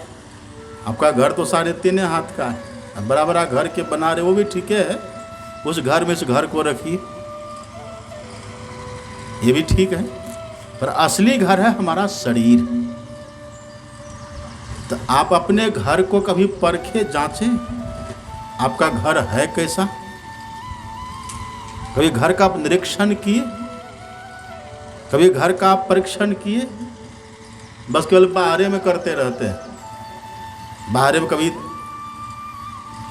मुंडन कर लिए, कभी बढ़ा लिए, दाढ़ी मूछ बढ़ा लिए, कभी कुर्ता पहन लिए, कभी पैंट शर्ट पहन लिए, कभी धोती कुर्ता पहन लिए, कभी नथनी, कभी कुंडल, कभी साबुन लगा लिए, कभी शैम्पू लगा लिए, कभी तेल लगा लिए, कभी पाउडर लगा लिए, बाहरे बाहरे कर रहे हैं। कभी माला पहन लिए, कभी टिका लगा लिए, कभी चोटी बढ़ा लिए, कभी वो कटा लिए, कभी नहा लिए, कभी शरीर को सेंक लिए, बाहरे बाहरे करते रहते। आप तो भीतर में है ना, भीतर में कभी देखे, निरीक्षण किए? अब भीतर में कहाँ रहते हैं? भीतर में कहाँ? अतरी में रहते हैं? भीतर में कहाँ रहते हैं? किडनी में रहते हैं, लीवर में रहते हैं? कहाँ हैं भीतर में? हृदय में रहते हैं? कहाँ? आप जहाँ रहते हैं उस स्थान को जाने, उसका निरीक्षण किए, उसका देख रखाव किए, उसका रख रखाव किए। अपने घर में आप रहते हैं, देखते हैं आजकल लोग कहते हैं अरे कुत्ता भी जहाँ बैठता था पहले पुछड़ी हिला लेता है, तब कुत्ता वहाँ बैठता है। और आप और हम इसी देह के भीतर है, पर उसका कभी निरीक्षण परीक्षण किए? वही राम भगवान बता रहे हैं, बड़े भाग मानुष तन पावा, असुर दुर्लभ सब ग्रंथ ही गावा। साधन धाम मोक्ष कर द्वारा, पाई न जही परलोक समारा। हे मेरी प्रजाओं, ये जो मानव का तन डूबा का शरीर है ना, इसी शरीर में एक द्वार लगा हुआ है, एक द्वार है। उसी द्वार को भगवान कहते मोक्ष का द्वार है। भगवान से किसी ने पूछा कि भगवान इस देह में मोक्ष का द्वार है, उससे होगा क्या? तो भगवान कहते यदि इसी मानव तन में रह करके मोक्ष के द्वार को जान लोगे ना, तो तुम्हारा परलोक बन जाएगा, परलोक बनेगा। अब परलोक किसको कहते हैं? परलोक कहते हैं मरने के बाद जहाँ जाइएगा। कहीं जाना है कि नहीं? मरने के बाद जाना है। इसी मयूरनाथ में जो 10 साल पहले थे बूढ़ा बूढ़ी, वो अभी है अभी। यहाँ जितने हम लोग बैठे हैं, ये हमारी बूढ़ी माता जी है, ये 10-20 साल के बाद रहेगी यहाँ मयूरनाथ में, तब कहाँ रहेगी ये कहिए? हम ही लोग यहाँ जितने बैठे हैं 100 साल के बाद कोई रहिएगा तो कहाँ जाइएगा? उधर कहाँ रहिएगा? पता है कि नहीं को? अभी यदि किसी को यहाँ से जाना हो दिल्ली, तो पहले पता कर लेते कहाँ ठहरेंगे, कहाँ रुकेंगे, क्या लेकर के जाना है, क्या व्यवस्था लेकर के जाना है, वहाँ किस मोहल्ला में, किस मकान नंबर में रुकना है, किसके पास, सब पहले होलिया ले लेते हैं ना, पूरा परिचय पहले ले लेते हैं ना। दिल्ली जाने का आपके पास पूरा परिचय रहता है, बट खर्चा ले लेते, टिकट ले लेते हैं। लेकिन जब अंतिम में देह छोड़ करके यहाँ से चलेगा तो उसके लिए कोई व्यवस्था है? कुछ व्यवस्था की है उसके लिए? कबीर साहब कहते हैं खर्चे की तदबीर करो तुम, मंजिल लंबी जाना। बहुत दूर की सफ़र है वो। अब पहचानते का कोई न मग में चौकी न हाट दुकाना, कोई रास्ते में जान पहचान का नहीं मिलेगा उधर, न कहीं पर कोई हटिया मिलेगा, न कोई विश्राम करने के लिए कुछ चौक चौराहा मिलेगा, न कोई जान पहचान का मिलेगा। वहाँ पर जाना पड़ेगा। कहाँ जाइएगा? भगवान कहते पाई न जही परलोक संवारा। मरने के बाद की जगह को यदि आपने नहीं संवारा, नहीं सजाया, सुधारा ना, तो भगवान कहते हैं सो परत्र दुख पावई। और सिर धोनी धोनी पछता है। कभी सिर धोने हैं? कभी सिर धोने हैं आप लोग? अच्छा, कौन कौन सिर धोने, जरा हाथ उठाइए। कोई सिर नहीं धोने हैं? एक उधर सिर धोने हैं। सिर कब धुनते पता है? सिर व्यक्ति कब धुनता है? कब धुनता है? माँ बाप मर जाता है तब। सिर व्यक्ति कब धुनता है? सिर व्यक्ति तब धुनता है जब किसी बड़े दुख में पड़ जाए और उससे निकलने का रास्ता नहीं मिले, कोई सहयोगी न मिले। जब कोई सहयोगी न मिले, उस विपत्ति से निकलने का रास्ता नहीं मिले, उस समय व्यक्ति सिर धुनता है, ये क्या हो गया, अब क्या होगा। उस समय सिर धुन धुन करके रोता है, पछताता है। भगवान कहते वही समय आने वाला है। कब? यदि इसी मानव तन में रह करके, इसी में जो मोक्ष का द्वार है ना, यदि उसको नहीं जान लिए, वही समय आने वाला है। अब कौन बोल रहे हैं ये बात? कौन बोल रहे हैं? सिर धुनी धुनी पछता कौन बोल रहे हैं? रावण बोल रहे हैं। रावण तो कुछ बोल जाता था, रावण तो झूठ बोलता था। ये बोलने वाले रावण नहीं है, राम है। राम कौन है? रघुकुल रीति सदा चली आई, अब प्राण जाई पर बचन न जाई। राम जो एक बार बोल देते थे ना, वो कभी झूठ मिथ्या नहीं होता था। रघुकुल रीति सदा चली आई, प्राण जाई पर वचन न जाई। जिनका वचन कभी मिथ्या न हो, जिनका वचन कभी झूठ न हो, वो राम बोल रहे हैं। यदि इसी मानव तन में रह करके अपने मोक्ष के द्वार को नहीं जाना, मोक्ष का द्वार किधर है अभी तक पता चला? जो दीक्षा लिए होंगे संत मत में, उनको पता है। लेकिन यदि दीक्षा लेकर के अब कुछ करना धरना नहीं है, तो दीक्षा लेने से भी फिर आपको ज्ञान तो बताएगा कि यहाँ पर इस तरह से करिए, आप मोक्ष के द्वार में प्रवेश करिएगा, पर आप करते ही नहीं तो क्या फल मिलेगा?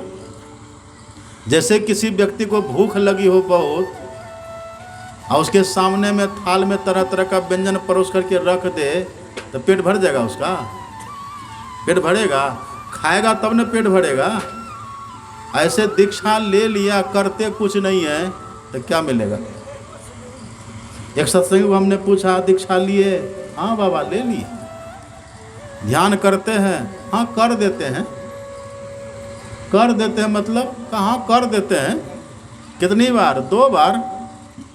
आपको बोले थे क्या करने के लिए? तो बोले थे 3 बार। तो 3 ही बार आपको करने बोले तो वो भी नहीं कर पाए। अब जाके देखिए मुसलमानों के घर में, मुसलमान के जितने पुरुष हैं, स्त्री हैं, माताएं हैं, बहनें, सब जो अच्छे घराने के मुस्लिम होते हैं ना, वो 5 बार नमाज पढ़ते हैं। सब बाल बच्चा सब पढ़ते, जाके देखिए। वो लोग इतने तन में, इतने लोग प्रेम से करते हैं ना। अगर बस में सफ़र कर रहा हो तो समय होने पर बसें में नमाज पढ़ना शुरू कर देता है। ट्रेन में तो ट्रेन में, प्लेन में तो प्लेन में, जहाँ भी रहेगा वो, जैसे समय होगा वहीं शुरू। और आप हिंदू होकर के त्रिकाल संध्या नहीं करते हैं, धिक्कार है आपको। पुर्यात परिचम योगे त्रैकाल्य नियतो मुनि गिरीशृंगे तथा चैत्य वृक्षाग्रे सूचय। हो जाइए, त्रिकाल संध्या सबको करनी चाहिए। 3 बार ध्यान सबको करना चाहिए। 3 बार संध्या बंदन सबको करना चाहिए, मनुष्य मात्र को करना चाहिए। इतना करिए। आज जो दीक्षा नहीं लिए है तो ये मत समझेगा आप फ्री में हैं, आपके साथ और दुर्दशा होगी। बिनु गुरु भक्ति परे जम फांसी, और जम की खाएगा मार निगुरा क्या जाने। अब क्या सोचते, केला में पानी डाल दिया तो आपको जम छोड़ देगा? तुलसी में पानी हरा दिए तो जम छोड़ देगा आपको? क्या लग रहा है? ये माता जी सब जाती है बर में, पीपल में धागा, लाल धागा, उसे क्या होगा? ठीक है, पुण्य कर्म है, सनातनी है तो करिए, ठीक है करिए, लेकिन भगवान जहाँ कर उस पर भी तो ध्यान दीजिए। आप भगवान को मान करके पीपल में धागा बांध रहे हैं, आप भगवान को मान करके केला में पानी डाल रहे हैं, आप भगवान को मान करके तुलसी का सिंचन कर रहे हैं, आप भगवान को मान करके क्या क्या कर रहे हैं, फिर भगवान जो कह रहे सो करिए न रहे, तो क्या लाभ होगा? भगवान कहते इसी मानव देह तन में मोक्ष का द्वार है। उस मोक्ष के द्वार को जानिए, उसको समझिए, उसी में जब आप उसको जब देखेंगे, जानेंगे, उसमें जब प्रवेश करेंगे ना, तब परलोक बनेगा। मृत्यु के बाद जहाँ जाएंगे उधर का आपका संसार सजेगा, संवरेगा, आप सुखी होंगे। और नहीं मोक्ष के द्वार को जाने तब भगवान चेतावनी दे देते, सो परत्र दुख पावई। परत्र का मतलब वही परलोक।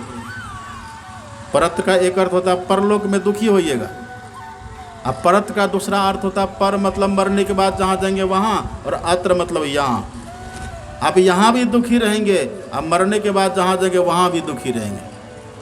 और सिर धुनी धुनी पछताए, उस समय सोचिएगा अरे ये दुख हमको क्यों हो रहा है, तो आपको पता चलेगा कि मानव तन में हम थे पर मोक्ष के द्वार को नहीं जाने, उसकी साधना हम जो नहीं किए ना, इसलिए आज ये दुख भोगना पड़ रहा है।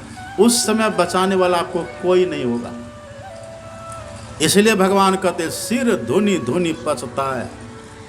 तब आप सोचिएगा क्या, काल ही कर्म ही ईश्वर ही मिथ्या दोष लगा। उस समय आप कहेगा अरे क्या करते, समय हमको साथ नहीं दिया। तो समय आपको साथ नहीं दिया, खामखा को इधर उधर घूमने का समय था, ताश खेलने का समय था, अब बैठ करके गुलछर्रा उड़ाने का, गप उड़ाने का समय था, और थोड़ी देर बैठ करके भजन कर लेते, संध्या वंदन करते, उसका समय नहीं था। समय को दोष दे रहे हैं। मिथ्या, भगवान कहते मिथ्या, झूठा दोष लगा था, झूठे हैं। लोग कहते क्या करें, हमारा कर्म ही नहीं था, हम कर्म जड़वा थे, हमारा कर्म नहीं था, हम क्या करते, कर्म नहीं था आपका। भगवान ने मनुष्य को कर्म करने की स्वतंत्रता दी है। जैसे आपको कोई व्यक्ति हाथ में टॉर्च दे दे रात को, तो आप टॉर्च लेकर के मंदिर में जाइए, वो आपकी इच्छा है, या किसी घर में चोरी करने चले जाइए, आपकी इच्छा है, टॉर्च तो आपको मिल गए। ऐसे मानव तन आपको मिल गया, आप कर्म करने की आज़ादी आपको मिल गई। अब आप जो कर्म करिए भगवान देखते रहते हैं। उस समय कर्म करने के समय भगवान कुछ नहीं कहते हैं, जब फल देने का समय आता है न, कहता बेटा तैयार हो जाओ। यदि बुरा कर्म है तो इतना रुलाएंगे न, कोई आंसू पोंछने वाला नहीं होगा। और यदि पवित्र कर्म आपका है, भगवान इतना सुख आपको देंगे ना, कोई छीन नहीं सकेगा। इसीलिए कहते हैं कर्म को भी मत दोष दीजिए, ईश्वर को भी दोष मत दीजिए कि ईश्वर ने कृपा नहीं करी। ईश्वर ने कृपा नहीं करी। यदि कृपा नहीं करते ईश्वर तो आप धरती पर बैठे रहते। अभी ये धरती किनकी है? गामा में सच्चा भूतामी धारिया में हमो जैसा। भगवान कहते धरती में प्रवेश करके धरती को मैंने धारण करके रखा है। यदि एक बार धरती को हिला देते हैं ना भगवान, भूकंप जब होता देखते हैं ना, कितने बड़े बड़े बिल्डिंग, आलीशान महल धराशायी हो जाता है। ईश्वर की कृपा तभी तो हम बैठे हैं कुशल से। अब यहाँ पर देखिए बैठे हैं, सब श्वास ले रहे हैं कि नहीं? ये हवा कौन दे रहे हैं? ये ऑक्सीजन कौन दे रहा है? भगवान ही तो दे रहे हैं। सूर्य का प्रकाश कौन दे रहा है? यदादित्य गतम तेजो जगत भासते खिलम यह चंद्रमस्य चागनो तत्तेजो विद्यमामकम। भगवान कहते सूर्य में मेरा प्रकाश है, चंद्रमा में मेरा प्रकाश है, सब प्रकाश में तुमको दे रहा हूँ।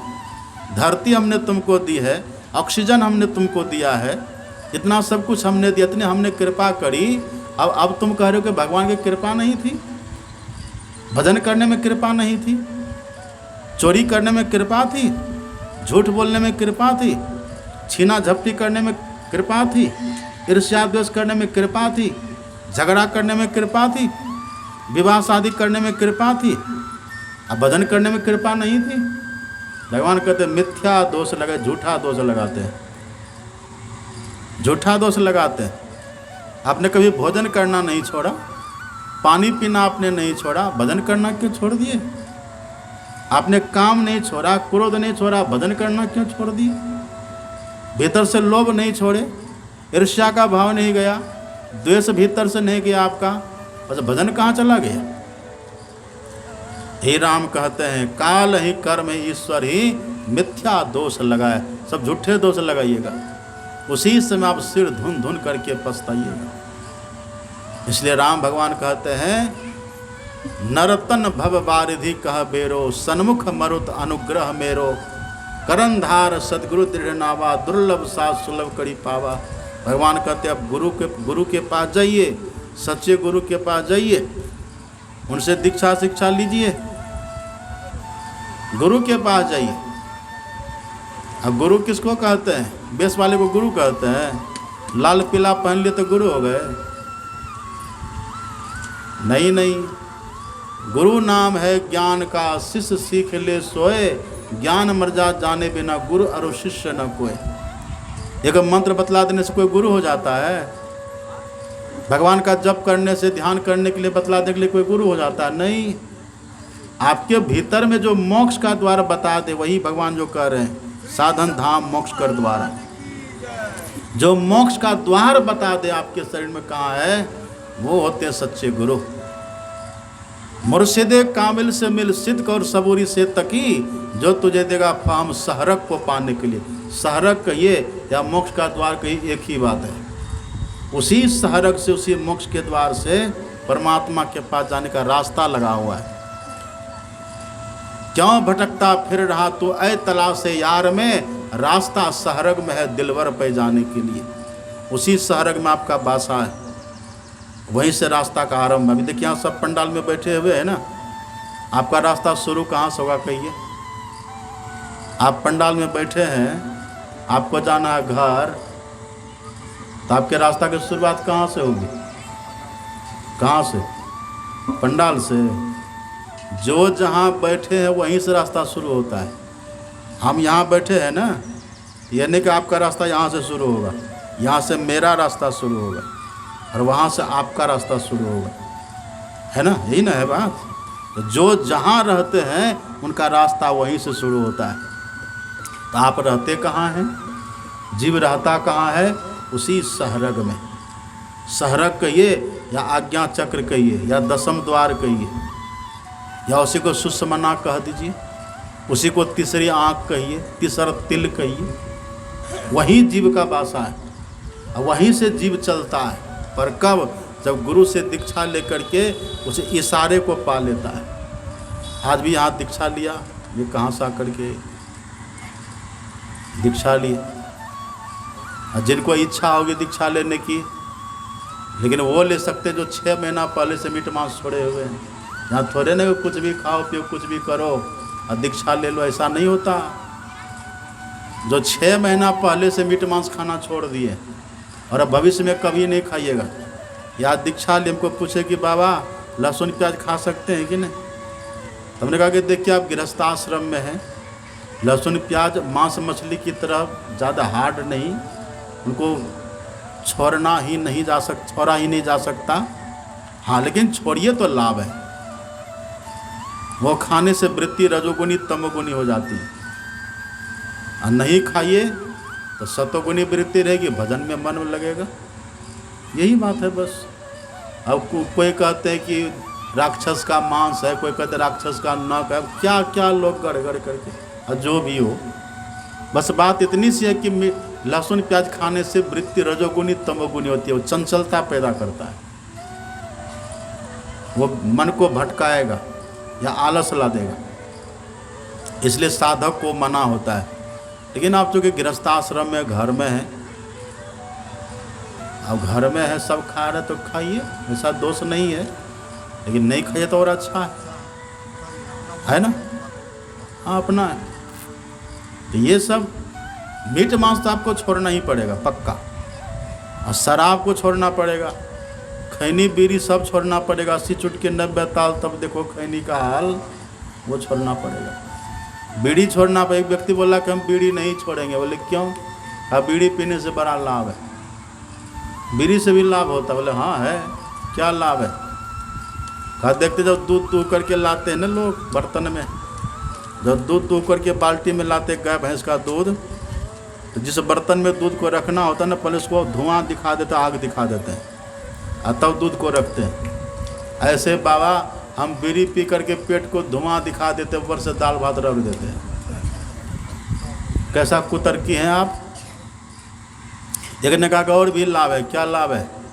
कहा देखते जैसे घर में लकड़ी जला के खाना बनाते हैं ना, चूल्हा जैसे घर में होता है, चूल्हा के धुआं से जैसे घर का काठ और लकड़ी मजबूत हो जाती है ना बाबा, ऐसे बीड़ी के धुआं से, सिगरेट के धुआं से छाती की हड्डी मजबूत होती है।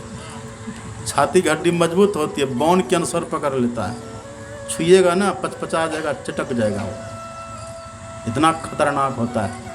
मत खाइए पीजिए ये सब। हम मछली को तब हाथ ही नहीं लगाइए। यहाँ तो लोग कहते हैं रामा रामा हरे हरे, बकरी मुर्गा घरे घरे, क्या क्या लोग फकड़ा पड़ते हैं। रघुपति राघव राजा राम, 2-2 अंडा सुबह शाम। ये ऐसा मत करिए। ये न कि मुख में राम बगल में छोड़ी, भगवान का नाम लीजिए। ये खान पान को संभालिए, खान पान को प्रथम संभालो। प्रथम का मतलब क्या? जब आप बच्चों का अन्नप्राश कराते हैं ना, अन्नप्राशन, उस समय क्या खिलाते बच्चे को? अपने यहाँ 16 संस्कार में संस्कार है अन्नप्राशन संस्कार। बच्चे को पहली बार जब मुख में अन्न देते तो क्या देते हैं? क्या देते हैं? मांस का टुकड़ा देते हैं, अंडा। उस समय वो देते जो देवताओं को भोग लगता है। और देवताओं को सबसे प्रिय क्या है? देवताओं में भी गणेश जी को अब देखे तो लड्डू चाहिए, है ना। यही कहते हैं ना लोग। विष्णु भगवान को देखिए तो तुलसी दल चाहिए, भैरव भगवान को देखिए तो क्या चाहिए, शनिचर भगवान को देखिए तो सरसों का तेल चाहिए, है ना। अब शंकर भगवान को देखिए तो वहाँ धतूरा। लेकिन खीर एक ऐसा भोग है जो सब भगवान को भोग लगता है। जब बच्चे का अन्नप्राशन होता है तो वहाँ क्या देते हैं खाने के लिए? बच्चे को खिलाते हैं, एक खीर बना करके देते हैं। इसका भाव है अब जीवन भर वही खाइएगा जो देवताओं को भोग लगा सके, वही खाइए। ये प्रथम समारोह, वही अन्नप्राशन के समय भोजन को सुधार लीजिए। अब उसी समय जो अन्न ग्रहण किए, जो किए मिठास मिठास मधुर पायस पाए आप, यही अन्न फल फूल मेवा मिष्टान जीवन भर खाते रहिए। लेकिन खाए इधर मांस मछलियाँ खात है, सुरा पान से हेत, ते नर जर से जाएंगे जो मूली की खेत। यह कुकर को खान है मानुष दे क्यों खाए, मुख में आमिख मेलता नरक परेश हो जाए। कहता हूँ कही जात हूँ कहूँ बजाए, कहो जो मान हमार, जाका गर तू काट या सो फिर काट तुहार। ऐसा मत करिए। खान पान को प्रथम समारो, रस रस सब अवगुण को मारो। मांस मछलिया भोजन त्यागो, सत्य गुण खान पान में पागो। दारू गांजा भांग अफीमा, तारी चंडू मदक कोकीना। सहित तंबाकू नशा है जितने, तजन जोग तज दारो तितने। ये सब छोड़िए। भांग तंबाकू छूतरा अफियों और शराब, कह कबीर इसको तजे तब पावे दीदार। सब छोड़ करके भजन करना होगा। सबको छोड़िए और संत मत से सब जुड़िए, संत मत से सब दीक्षा लीजिए। हम मोक्ष के द्वार को जानिए। आपको दीक्षा में 3 चीज़ें बतलाई जाएगी एक साथ, 3 का कॉम्बिनेशन होता है। मानस जप, मानस ध्यान और शून्य ध्यान। अग्नि की ज्योति का योग, ये 3 साधना पद्धति एक साथ आपको बताई जाएगी। जब इसको आप करेंगे तब देखिएगा आपको इष्ट का दर्शन भी होगा, अंधकार सामने का खत्म होगा, भीतर प्रकाश होगा, देवी देवता का दर्शन होगा। और जब तक है तम तब तक है जम, तम खत्म तो जम का फंदा खत्म। एक तो अंधेरी कोठरी तामे दियाना न बाती हो, अब बहिया पकड़ी जम ले चले कोई संग न साथी हो। जब भीतर प्रकाश हो जाएगा ना तब चौथी साधना बतलाएंगे, शब्द ब्रह्म की उपासना। जो शब्द ब्रह्म की उपासना करते हैं वो पर ब्रह्म को पाते हैं। और उसी प्रकाश मंडल में जाने के बाद आपको असली गायत्री का भी दर्शन। हमारे गुरु महाराज जी कहते हैं, धन्यात्मक गायत्री ध्याना जो जन करे सदाई, में ही तासु ताप सब नासे मुक्ति दिशा सो जाई। अनहु से अनुरूप ब्रह्म संग सहज ही स्वरत समाई, सुखदायिनी ध्वनि सहज गायत्री होता सुनो समाई। सबके भीतर में गायत्री हो रही है।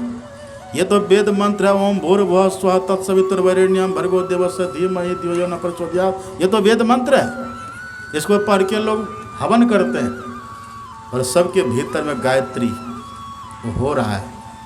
गायत्री ध्याना जो जन करे सदाई, सबके भीतर। उसी को कहते सार शब्द की उपासना, उसी को कहते स्फोट उद्गीत प्रणव, वही गायत्री। वो जिसको मिल जाए ना फिर वही पाने वाला परमात्मा को पा लेते हैं, उनको अपना गंतव्य मिल जाता है। वही द्वार इस मानव तन में है। तो संत मत से सब जुड़िए, दीक्षा लीजिए, इस मोक्ष के द्वार को जानिए और थोड़ा थोड़ा साधन भजन करिए। अब जैसे 3 बार प्रतिदिन भोजन करते हैं ना, ऐसे त्रिकाल संध्या करिए, और थोड़ा थोड़ा करते करते आप देखेंगे बड़ा लाभ होगा। झुठमुठ खेले सचमुच होए, सचमुच खेले बिरला कोय, जो कोई खेले मन चितलाए, होते होते भइए जाए। करत करत अभ्यास ते जरमति हो सुजान, रसरी आवत जाते सिल पर परत निशान। Practice makes man perfect. ये perfect practice makes man perfect. तो प्रैक्टिस करिए, परफेक्ट जान करके करिए, आप देखिए आप सफल हो जाएंगे। यही सब करिए, लाभ होगा।